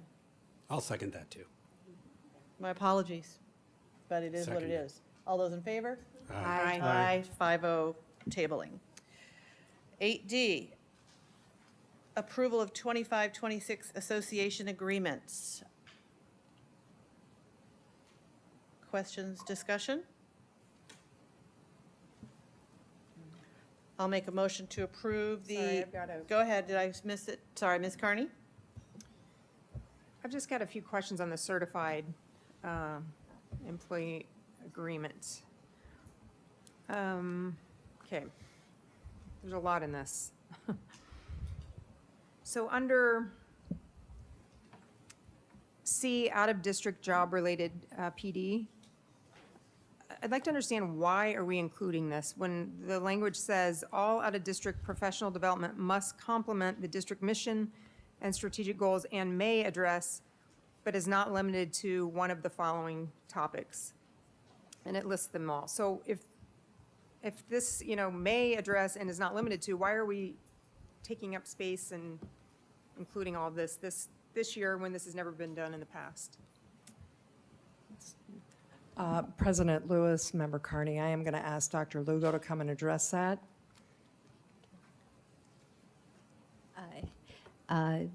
Board Member Carney, thank you, Dr. Lewis, members of the governing board, and Dr. Menzel and Ms. Wagner. This evening, there's a couple of committees that play into the IBN negotiated agreement, and we have what's called the PDAC committee, which I sit on, and it's chaired by Stacy Pascal. And it's important with that PDAC committee, it's the professional Advisory for Professional Development Committee, which governs over horizontal movement, recertification hours, and those things. So we wanted to be broad to make sure that if there was something that is aligned to the district's vision, mission, goals, strategic plan, that was in there. And there's oftentimes many questions that come through with 1,200 employees that are covered by this agreement. So the committees, the professional development opportunities that were in there have already gone through, and this way they have a resource where they can see the wash list, or if it's not on the list, there's a form that they can fill out and make a rationale on why they think it should be included. Oh, okay. Sorry, that was a really long-winded Okay, response. you got to it at the end there. Yeah, I know. I'm working on being succinct. So am I, so it's okay. Okay, thank you for that. I wanted to point out or ask about on page 42 in the technology use agreement, the appendix number 8, it says, get written permission from the chief systems officer, but we do not have a chief systems officer. Mrs. Carney, thank you for that edit. We should update that and align that to the new verbiage for the new position. Thank you. We will take care of that. Okay. I'm still going. I got a couple more. That's okay. I think. Then I noticed that the technology use agreements are different in the certified and the classified agreements, and I'm just wondering why those are different. Ms. Carney, that is an error. They should be the same technology agreement. So we will update that as well. I Okay, apologize but how are we for to that. vote on it when they're totally different? So which one are we going with? Which one is the correct version? I would vote and have that just taken out, and then we can update that at some point. We need to update it anyway, so we are working with Dr. Watt in order to do that. So let us work on that, and we can bring that back. Okay, I'm not exactly sure how we'll do that, but that'll be for you guys to figure out. Then I have a question on where you talk about the district level committees. Please check the name of this committee. It lists transfer, professional development, compensation. It lists 13 committees. I'm wondering, do those all fall under policy CE? That is a good question. 42, I believe. 42 is the tech Oh, okay. use. This is all certified. This is all the certified agreement.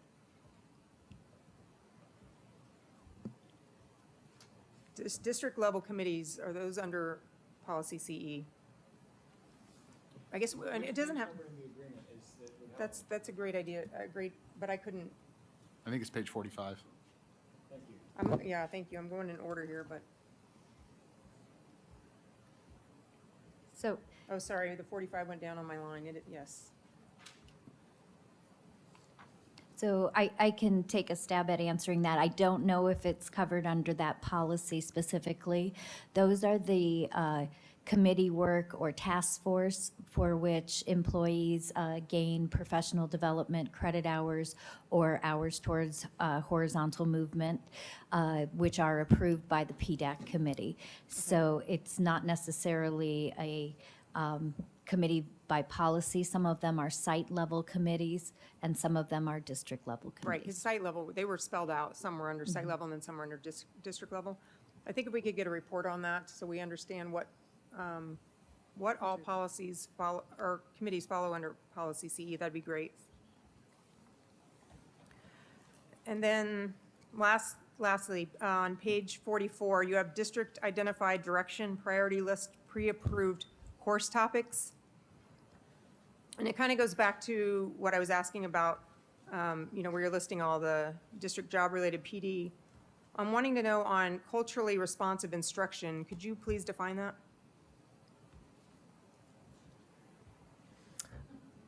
That's a good question.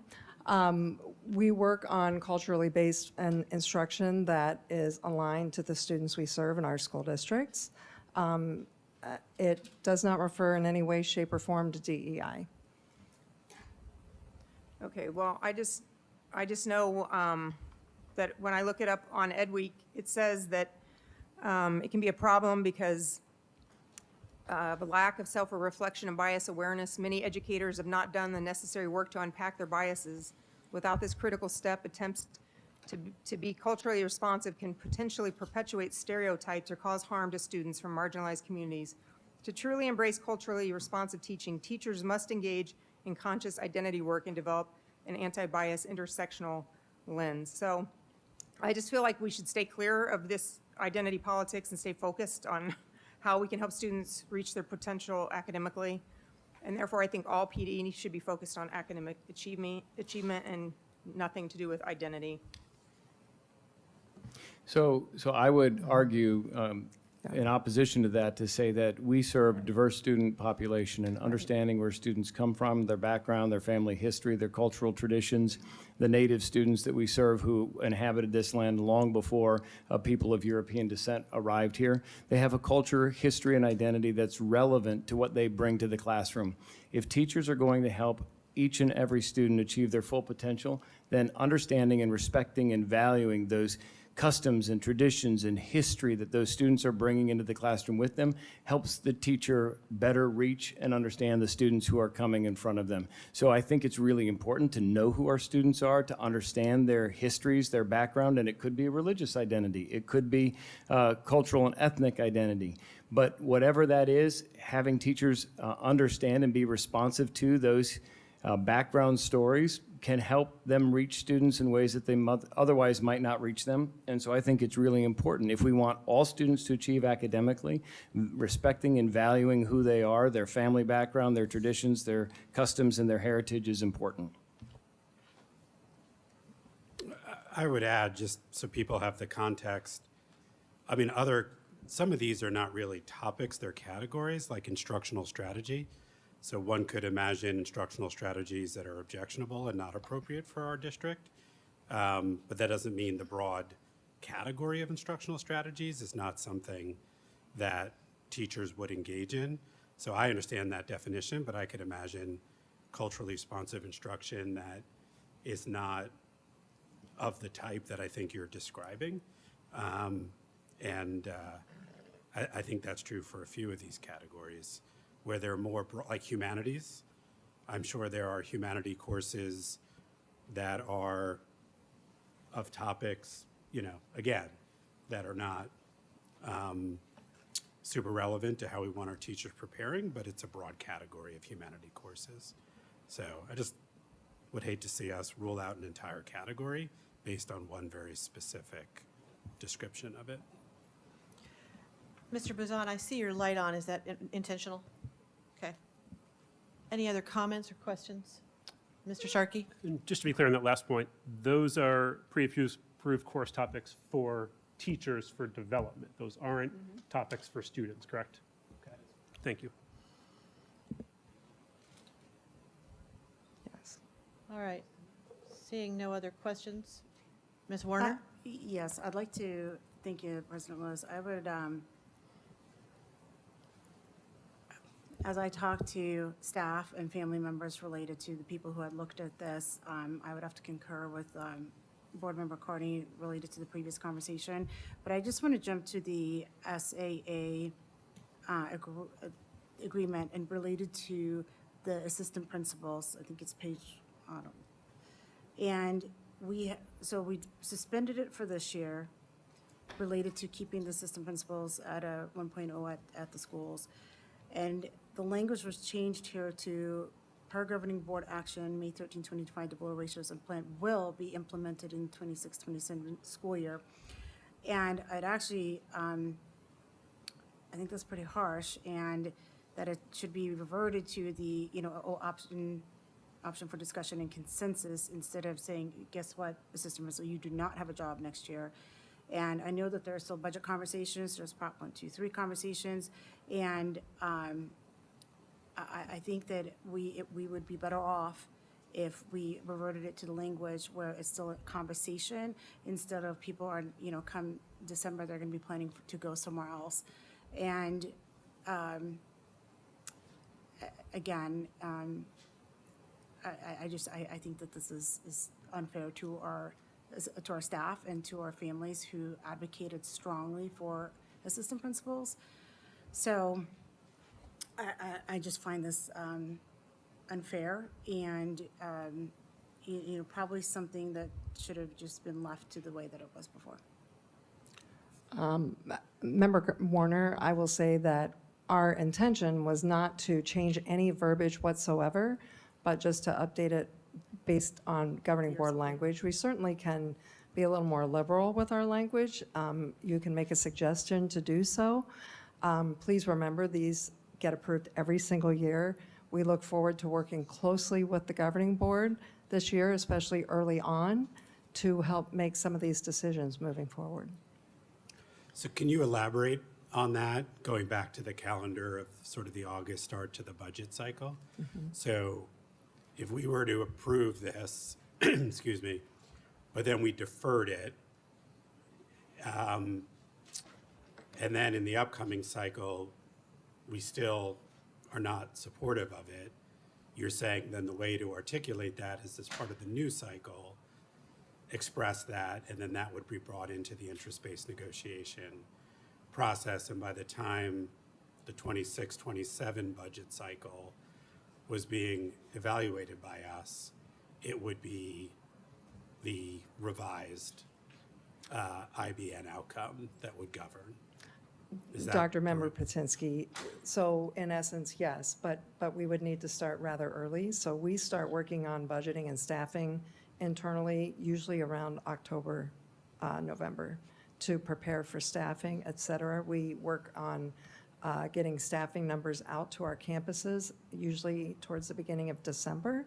So it is rather early. We did not start working on the implementation of the AP ratios until January, February, because we were trying to make time and space for that conversation, given that a new board did come into effect in January.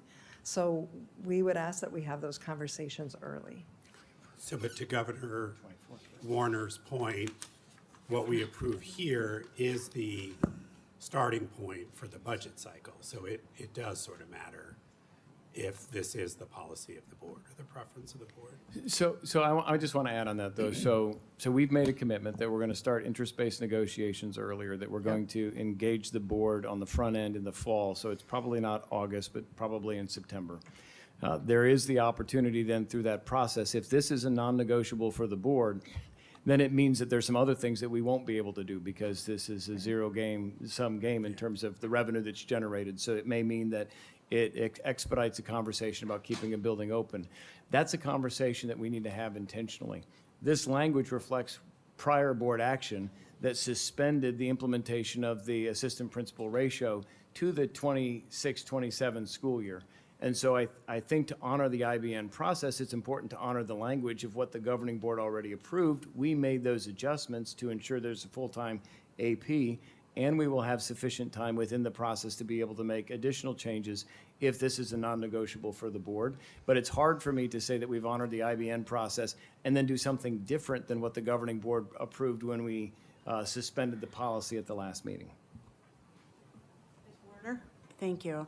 So respectfully, when we made that motion and suspended it, we did not say that it would be implemented. The language could have been left the same. And I do want to honor and respect the IBM process, and I have great respect for Dr. Diansky, and I know she was working on this.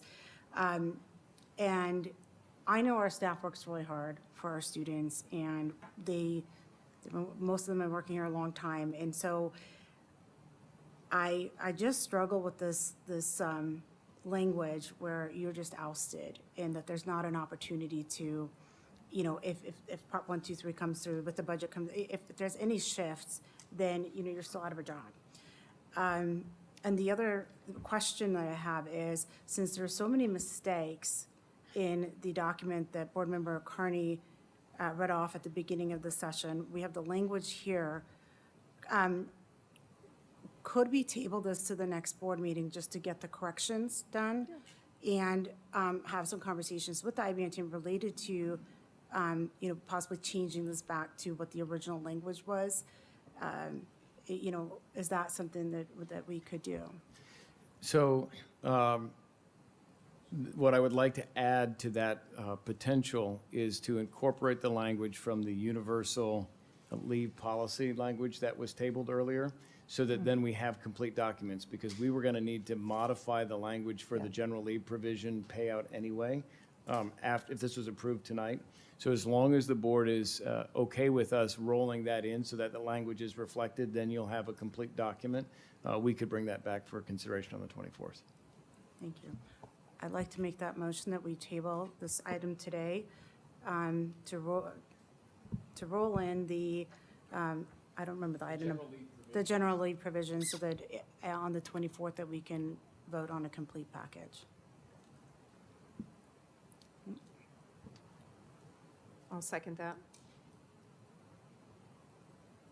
So we have a table motion to address first now, instead of the motion, which I did call earlier, right? I did No, call- I this didn't? is the motion. Okay, this is the motion. Thank you. Comments And the on- second. And a second. Yeah. Mr. Sharkey? Are there any unintended consequences of tabling for 2 weeks? Only if we don't approve on the 24th. It's a drop Then dead it date. would impact people, but yes, we need to approve on the 24th. So the goal is to approve it. Yes. Thank you. So, and it's That's my entirely- sense. I didn't Yeah. hear anything that was not willing to approve it. We just wanted to be technically correct, address the typos, and then this gives us a chance to fold in the general leave provision that was, the actual language of it omitted from the board agenda, so we'll be able to do both of those at the same time. So, Board Member Werner, on your concern, which I appreciate you bringing up, on the will revert to the 26, 27 year, is there going to be a suggestion for changing that? Is that part of what's going to happen in the next 2 weeks? So I will make that suggestion. I will send an email tomorrow to Dr. Dansky and the superintendent. Thank you. So we just have to vote. Are you ready to call the motion? We already did. We did and seconded. I understand, but I'm now ready to call for the vote. Yeah. Everyone in favor, vote aye. Ms. Werner says that I should say everybody in favor, say aye. Aye. Aye. Aye. Aye. Okay, thank you. Thank you very much. And I appreciate staff's kind of hiccup to the flow and willingness to address the technical and precision of the language. All right, we are moving now to second read and approval of Governing Board Policy KB regarding parental involvement in education. Ms. Carney. Thank you. I'm just asking your permission to get tech up here because I haven't been able to access, my board docs is not Isn't working? accessible. So, Okay. I don't know, sorry. I keep That's trying to okay. get it, but if someone Thank could come you. help me. Thank you. All right, any discussion? I move that we approve the Governing Board KB parental involvement as presented. I'll second. Any discussion beyond?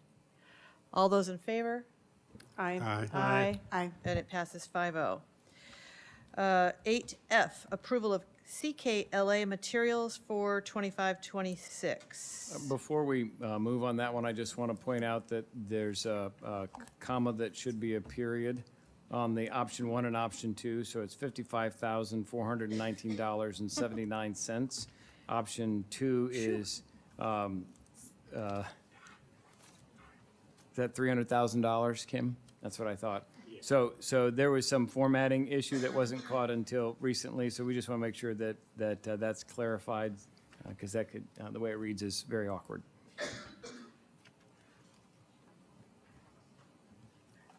Pausing for discussion. All right.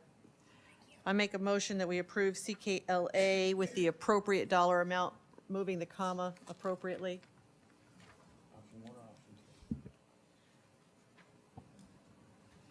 Does that need to be said? Are you recommending option 1 or option 2, Dr. Karen? Yes, please, you can come to the podium. Traitor. Did she hear me? You heard me. Good evening, Governing Board, President Lewis, Vice President Sharkey, members of the board, Dr. Menzel, Ms. Wagner. We are presenting to you two options. So as you know, as a board, we bring forward to you recommendations related to our curriculum adoptions or any purchase with a more of an exact amount. What we have found with our curriculum adoptions based on enrollment or specialized programs, sometimes there are some tweaks to the approved budgets that you all have given to us. And so what we are presenting to you this evening are two options. And one option is that you would allow us to purchase additional materials for specialized programs and variances with teacher needs. And that would be a one-time cost for 1 year. We would bring to you again next year, and again the following year, and the following year, and the following year for the duration of the curriculum adoption. Or we're asking if you would consider option 2, which would be entrusting us with an amount of money, approximately $300,000, that we would be fiscally responsible for utilizing that money over the course of the next 6 years in responding to the needs of our specialized programs and enrollment shifts. And that would still be reported to the governing board when the purchases were made pursuant to the other policy that we adopted when the board gives that kind of authorization. Is there a budget impact? Like, do we save money by making a 6-year commitment versus 1 year, or this is just a function? The math would seem so, but is this just a function of giving us the authority? This is not a prepay, and we get a discount. Thank you for that question, Board Member Patinsky. This would not be a prepay. This would just allow us every year to go to our rep, Tommy, and say, here is where we are this year. Can we have a new quote? It would vary. Thank you. So does option 2, the 6-year, does that catch us up to the CKLA adoption from last year? Yep. So we'll be on the same schedule? Yes, ma'am. Okay. Board Member Carney, last year when we presented to you all, we brought forward a quote that included information that we had at the time from our varying departments. For example, Language Studio was a new product for us that we're utilizing in ELD, for example. We have some teachers who have said, I love Language Studio, but I don't need all of it. So I'm good with my 4 copies that I can pick and choose from, or I want to download from the digital resources to make personalized, let's call them packets for kids. Whereas other teachers have said, my kids need all of it, and I want to go from the first page of the book to the last page of the workbook. I need more of them because I have more than 4 kids in my classroom. And so this year what we've done is every month Diane Murphy and I meet with the respective departments and we talk about what's working well, how is implementation going, and we're taking that feedback from our teachers. And in special education, for example, we bought digital resources for all of them because we thought they would need to do a lot of modification, but they really want the hard copy flip book. They don't want to use the ViewSonic board. So we're just being responsive to them in that manner. And so the first year was based on everything we knew. Moving forward, years 2 through 6 gets us through that 7-year adoption. Okay, great. Thank you. And I do want to say that I did work with Leah to come down, and I did go review a whole stack of stuff for that. So I'd like to make a motion that the board approve option 2 for the 6 years of the K through 5 CKLA curriculum. I second. Any further discussion? All those in favor? Aye. Passes 5-0. Thank you.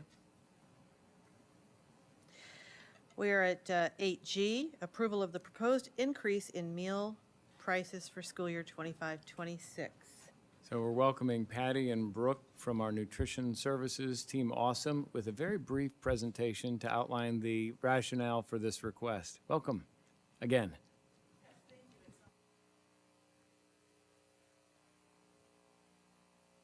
Good evening, Governing Board President Dr. Lewis, members of the Governing Board, Dr. Menzel and Gladys.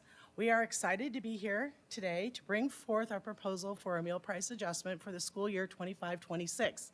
Before we get into the meat and potatoes of this presentation, which, did you see what I did there? I do want to bring attention to the photo that you're going to see up the top. This is not a stock photo. This photo was taken at Pueblo Elementary School of our fresh fruit and vegetable bars that we have in every single elementary school. And I think that we should give some props to our cafeteria team that this is the type of display we put out for our kids to choose from every day. So keep that in mind as we move forward. So you might ask, why a price adjustment?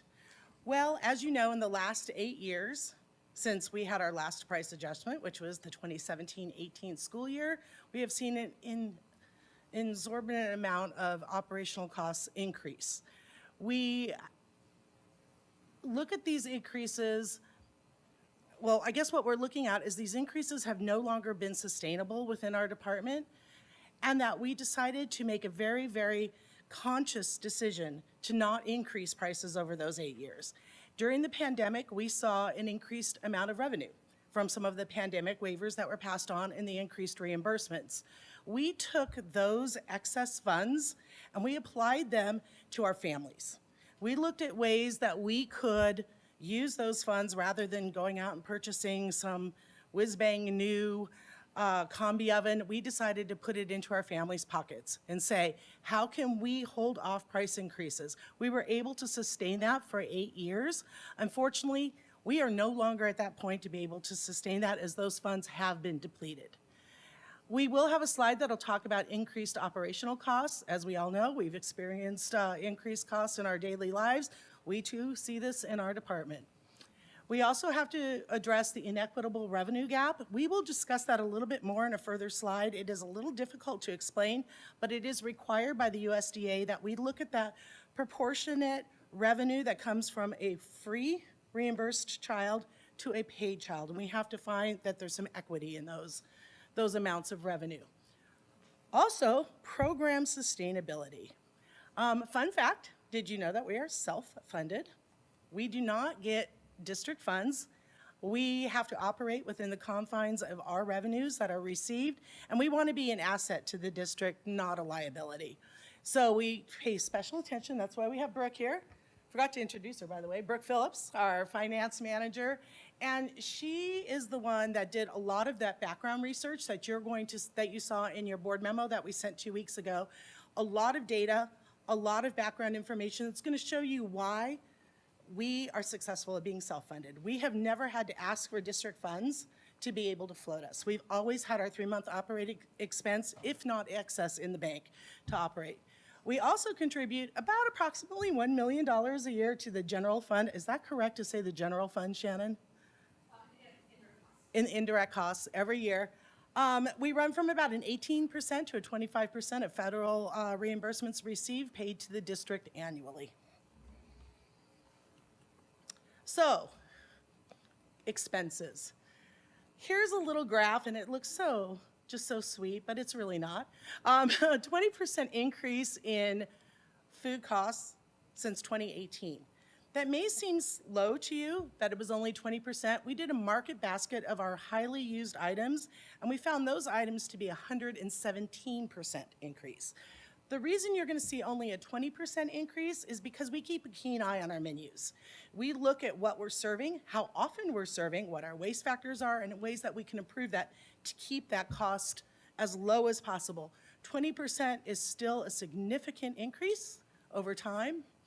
Our supply increase is exorbitant. 69% since 2018 has been our increase, and in fact, our department WIG this year was to decrease supply costs in our elementary schools, and we were able to do that by $100,000 this year by implementing those fresh fruit and salad bars that are self-serve. So there's not a lot of plastics, not a lot of containers. It's open items for students to choose from. Although we've seen that increase, and we realized also a decrease this year, we see paper goods going through the roof. We also are looking for ways that we can continue to decrease some of our costs so we can bring in biodegradables and be able to meet the needs of our students. We've had a lot of ask for us to reduce our carbon footprint over time. That comes at a cost, so we're looking at ways to balance those supply costs. Labor. So labor cost is significant. Since 2018, labor cost has gone up 106%. Now, we all know what happened during the pandemic. Wages went through the roof, especially in the service industry. We had to compete with the McDonald's of the world, who went from a minimum wage job to $15, $16, $17, and now about $20 an hour. If you go to In-N-Out, a kid's gonna make about $21 an hour to start. So we had to compete with that in our, because those are the people that work in our industry, in school food service.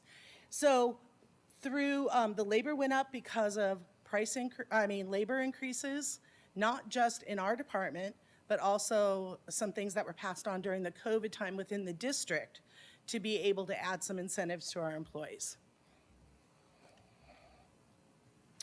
Okay, so the per student meal revenue gap. This is something that's required by the USDA for us to look at annually. It's called the Paid Lunch Equity Tool. I expect you all to remember this later. It is looking at what the difference is between what a student who is on a paid status and a student that is on a free status, what the discrepancy is between the revenue received. For example, in the elementary, a free student receives a $4.43 federal reimbursement here to SUSD with a 9-cent menu certification reimbursement. We receive 0 cash at the register for a total revenue of $4.52 for that student. However, a paid student, we get 42 cents reimbursement from the federal government, not $4.43, 42 cents. We get the 9-cent reimbursement for our menu certification. We take in $2.85 in cash at the register for a total dollar amount of $3.36 per student for revenue. So there's a gap there of the free student, we receive $1.16 more than we do for a paid student. So what USDA is saying is those paid students are actually being subsidized for a lower cost from the free, with dollars that were meant to support free and reduced students. So we need to find what's that paid lunch equity. Right now, when we do our tool, it shows that we should have an average meal price of about $3.85 for every single meal. That should be what a student is charged. Of course, that doesn't take into effect any initiatives we have, the makeup of our district, the way our cafeterias are designed, but that's kind of a general rule of where we should land. So we did look at that when we looked at our pricing. In your documents, we also have that same formula that applies to middle school, high school, and that revenue gap was 91 cents. And that's because their meal price is a little bit higher. So with that, we have a proposed meal price adjustment for the upcoming school year to take our elementary breakfast and our secondary breakfast to the same price as the exact same breakfast served. We've never understood why elementary is a little bit more than, or a little bit less than middle school, high school. It's the same portion size, everything, so that will go to $2.50. Our elementary lunch will go to $3.95. And then we're kind of excited about the secondary lunch. We kind of looked at ways to still keep some of our premium items, our Blue Zones items, our fan favorites from our kids, like a Western bacon cheeseburger, all healthy, by the way, on our secondary lunch menu. So we've gone to a 3-tier price at $3.95, $4.50, and $4.95. Now, keep in mind that if a student is on free or reduced lunch, they can select from any of those meal or those meal tiers and not have to pay anything. They still get a free meal. Keep also in mind that all meals are entrees, milk, juice, fresh baked roll, and unlimited fruits and vegetables. So that's a pretty darn good price, I think, for our meal pricing. And always, our families come first. That's why we waited 8 years to increase prices, right? Free and reduced students will not be affected by this meal adjustment. We will definitely be doing outreach to our families on how they can apply for free and reduced meals should they need to, what the income eligibility guidelines, and also any other resources that are in the area that can help families through food banks, through pickups, through different types of faith-based organizations that can help families. Also, the free meals for all, our community eligibility provision is still going to be in place at Coronado, Hohokam, Tonelli, and Yavapai. Those 4 campuses, all students, no matter what their demographic or income, do receive free breakfast and lunch as they do qualify for that. And then free breakfast will remain at these qualifying sites, Navajo, Pima, and Tavon. So in essence, this meal adjustment is essential for our sustainability and our equity. We must remain an asset to the district. We spend a lot of time, I should say Brooke spends a lot of time in our office really diving through our profit and loss statements. I know Board Member Carney and Board Member Werner were in and saw our really thick profit and loss statement. We know where we stand at any time. Remember that we are an enterprise business that happens to be in an educational setting that supports academic success. We're unique in that way. We take that very seriously. We know that we have to have this price adjustment to maintain our high quality and all the variety our students want. We also have determined that this will probably come in at an estimated total additional revenue of $801,000, which we see offsetting all of our potential budget shortfall in the next coming years. For example, right now, it's not just food costs and labor that's high.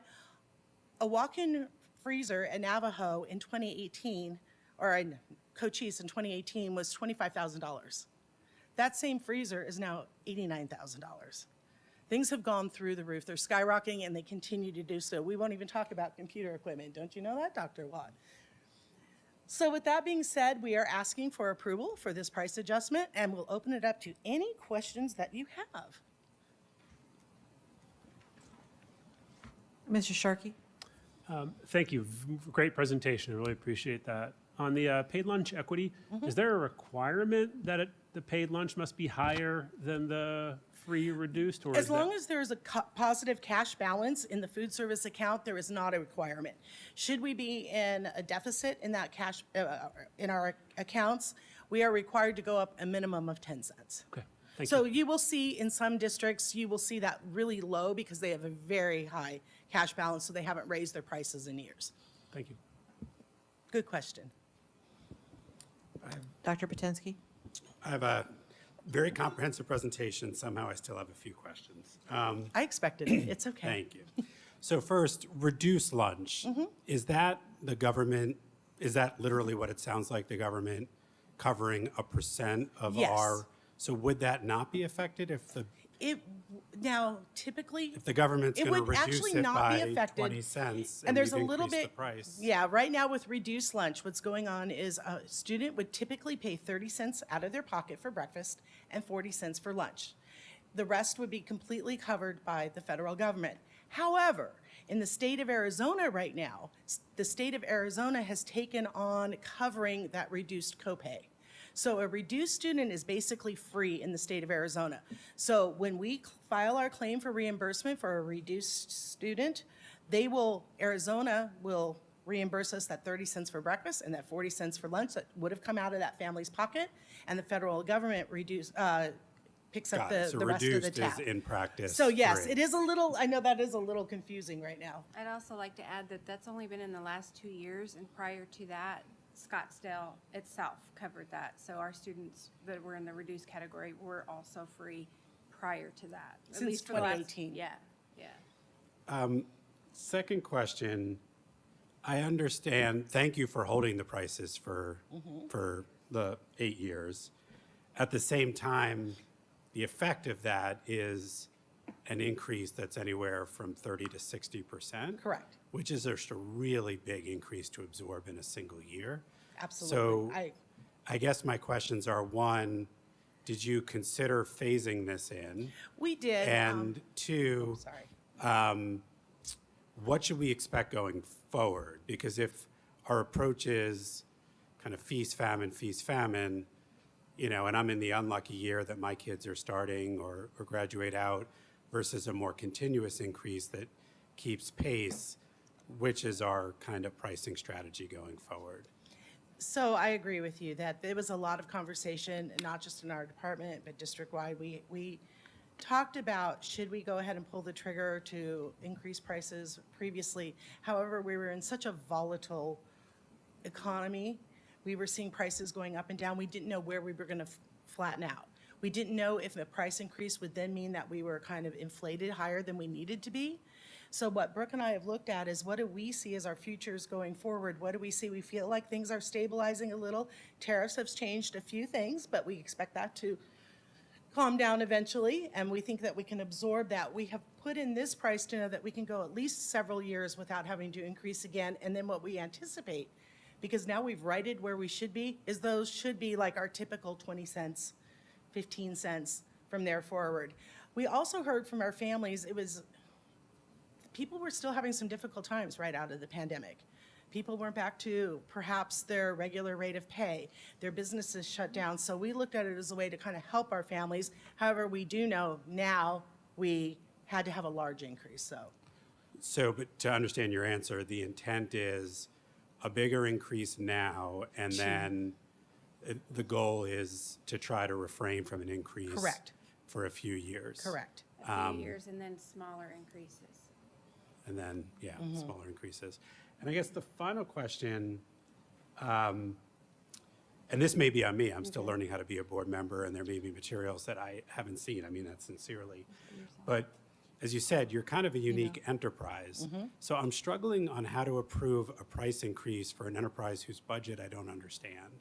So should I know that we're in the red by X and we need this price increase to be in the black, or it's subsidizing? Like, I have no sense of what the financial operations are that we're making price judgments on to know whether this is more than we really, to bring my own judgment to whether this is less or more or in between. That's a great question. So it is in the budget, and we do report, so it's Fund 510 in the budget. We do report on that. It's in the financials that we send. It doesn't have the in-depth profit and loss that you'll see. I think it's important too to know we're not in the red. No. This is to keep us from going into the red down the line. That's a stable department. The idea is we need to address these things before it becomes a problem versus waiting, Yeah. Board Member Patinsky, I'd like to add that we always have about 3-month operating expense in the bank at any given time. Right now, we're in a little excess of that. That will shortly be gone because of some of the repairs we have to do on some of our equipment. And that's why we are seeing this, that we need to build that fund balance up. I'm going to give you a little bit of a snapshot on that 3-month operating expense. Prior to the pandemic, we ran at about a $1.2 million need in the bank for a 3-month operating expense. That has now grown to have to be a $4 million. So not only that, we took some of our excess funds are now having to be brought in to be our 3-month operating expense, like by $2.8 million, that we didn't have to just be able to continue to maybe fund school meals or to fund our initiatives. So therefore, we really are watching our budget. We make sure that we never run into the red. It is my job and Brooke's job to make sure that we never are a liability to the district. I would invite you at any time to come in and you can sit through and look at for our profit and loss statements, look at what we got. It's pretty impressive. And I dare say that there's any other food service department out there that has one as extensive as ours. It's a novel. Yeah. With a lot of, but I would love to go over that and explain to you kind of how we operate, because we are very different than how the rest of the school district operates. We are an enterprise business, and we would love to go over that with you. Yeah. I like to share spreadsheets. Yeah, and again, Another spreadsheet she doesn't love. And I actually enjoy reading spreadsheets. You're obviously an expert. You know the operations. You're throwing out numbers at me that I'm sort of following. It's the struggle I have is not really having that more comprehensive picture to be able to understand, during my own independent judgment, to Correct. could we maybe make it a more moderate increase and see where we are a year from now? I'm not asking you to answer that. I'm just trying to give you my psychology. And these are really big increases, but I would actually like to hear from Ms. Carney or Ms. Warner, who have more experience on the board with this. And it sounds like I've had a chance to visit, or not. I mean, I don't mean to put you on the spot if you don't care to speak, but that would help Yeah, I think inform it as well. it would be important for you to go down and meet with them. We took many hours, I think, when we were first board members and came down, and gives me much confidence in what you do, because Thank you. yeah, we actually got to meet everyone, see everything, and so I suggest you do that if you have questions, because that did help us out. But I would like to know, are you using Titan Solutions? Is that the company you're using for students to pay for school lunches? Or So it was Titan School Solutions. It has now been, it was purchased several years ago by Link School Technologies. Link. And they've actually done the full integration of changing that name to Link this year. That's who we are using currently, yes. And can students also pay by cash? Yes, they can. They can. So students can pay by cash, they can pay online. Families can do it through the Link Family Portal. They can pay cash, check, however they want to pay. Okay, because I know there's fees associated, because I Correct. have a Correct, school, and I in have a fact- school lunch student, so I know I pay fees on there when I go in there. So You can will the mail in fees a go check, up? you can send a check. Fees, I don't think that they If have. fees go up, will That the is a fees go up? third-party vendor, and we've not heard that those fees are going up. Are they fixed? They're they're a fixed price by that third-party vendor. So, Is it 260 right now? I think it's 260 per transaction. Per It's not a transaction? Yeah, it's so, not okay. it's a flat fee per transaction. Okay. Not per kid, per transaction. So if you put $120 in one transaction and you apply $40 to 3 different kids, it's only going to charge you $260 the one time. And that is outside our control to change, because that is through the third-party vendor. However, we always offer our families the fact that the child can bring cash through the line. You can send a check through your front office and they'll get it to us.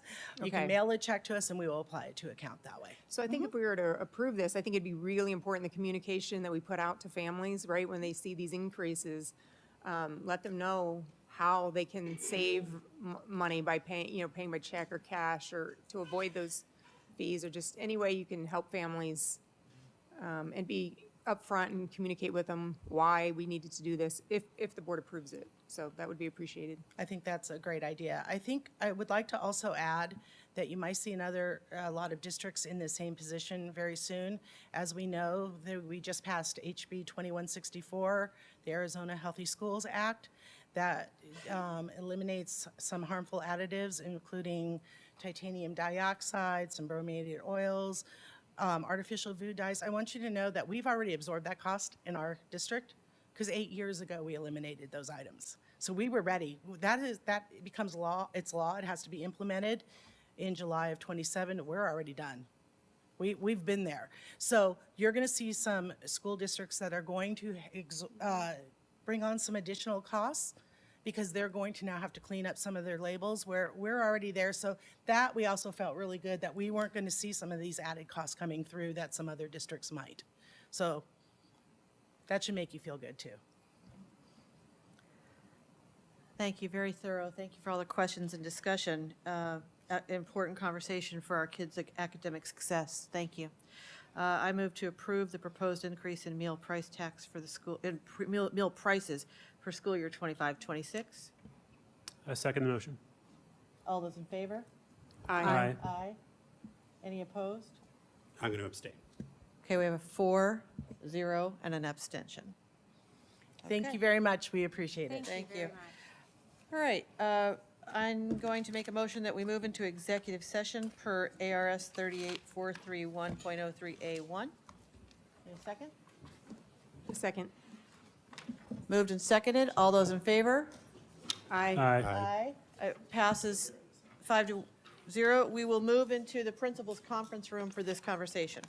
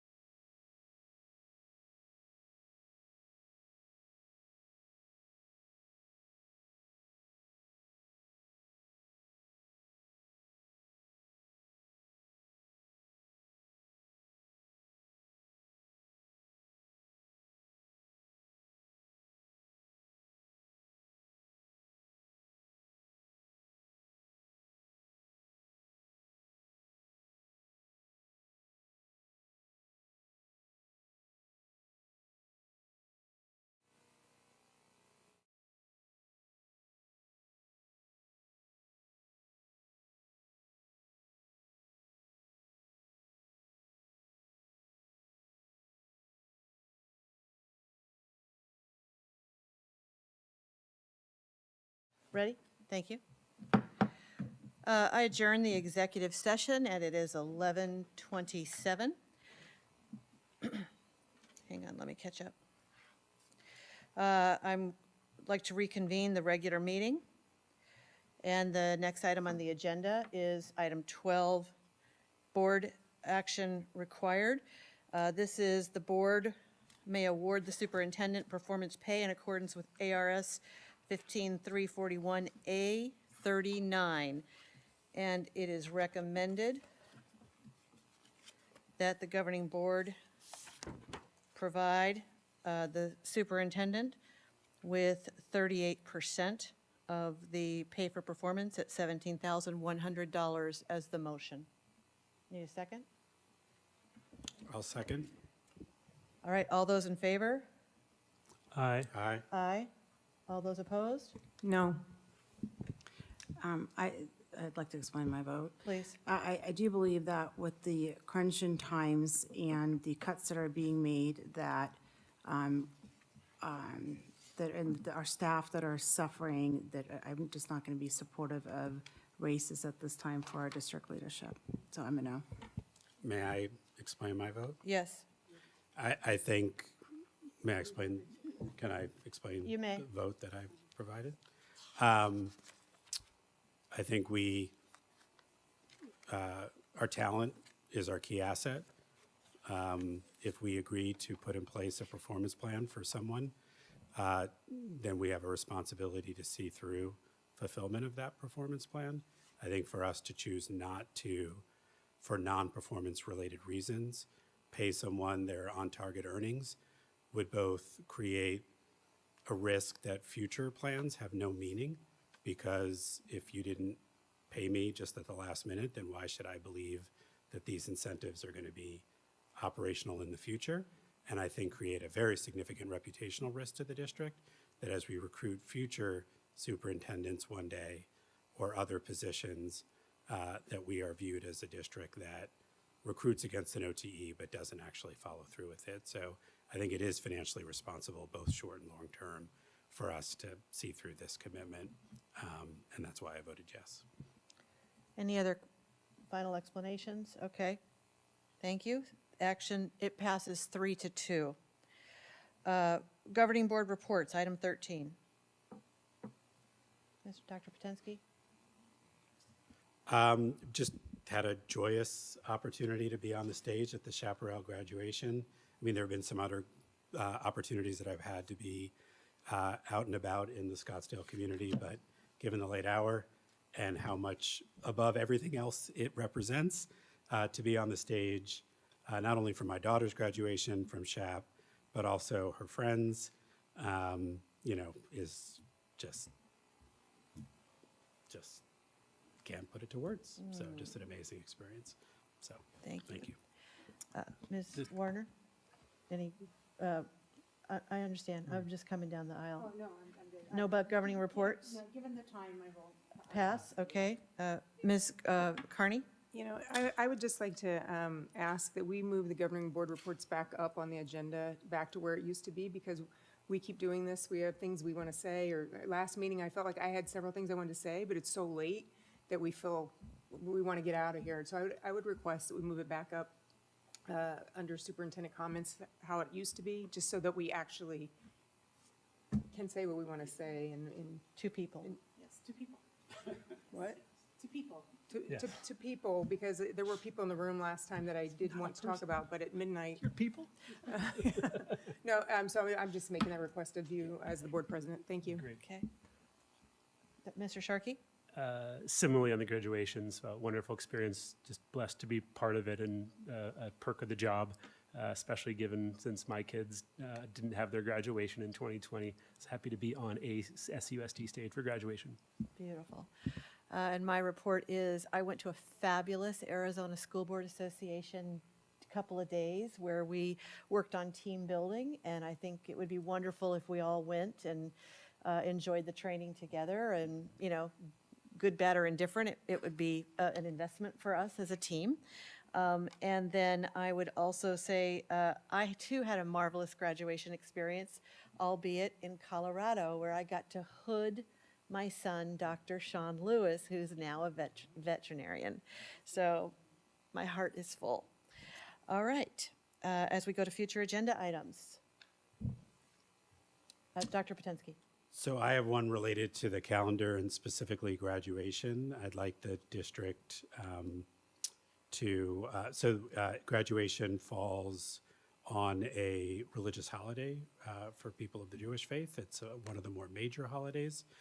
Jewish holidays bounce around based on a different calendar, so this year it falls. I want to acknowledge that. I understand that there's physics to when commencement can happen relative to like finishing finals and so on, but I would like to ask the district to first assess the potential of a Wednesday commencement to avoid the holiday and families having to make a choice, and if that's not possible, to consider a communication strategy to families so that the conflict is at least acknowledged and we're being transparent about it. Thank you. Any other future agenda items? Okay. Dates of upcoming meetings, and it looks like item 15, our next meeting is June 24th, and we start at 5 because it's a special governing board meeting, and we will be having a public comments regarding the budget, public hearing. All right, with that being said, I need a motion to adjourn. I make a motion, we adjourn. I'll second. All right, all those in favor? Aye. Aye. All right, it passes 5-0 at 11:33.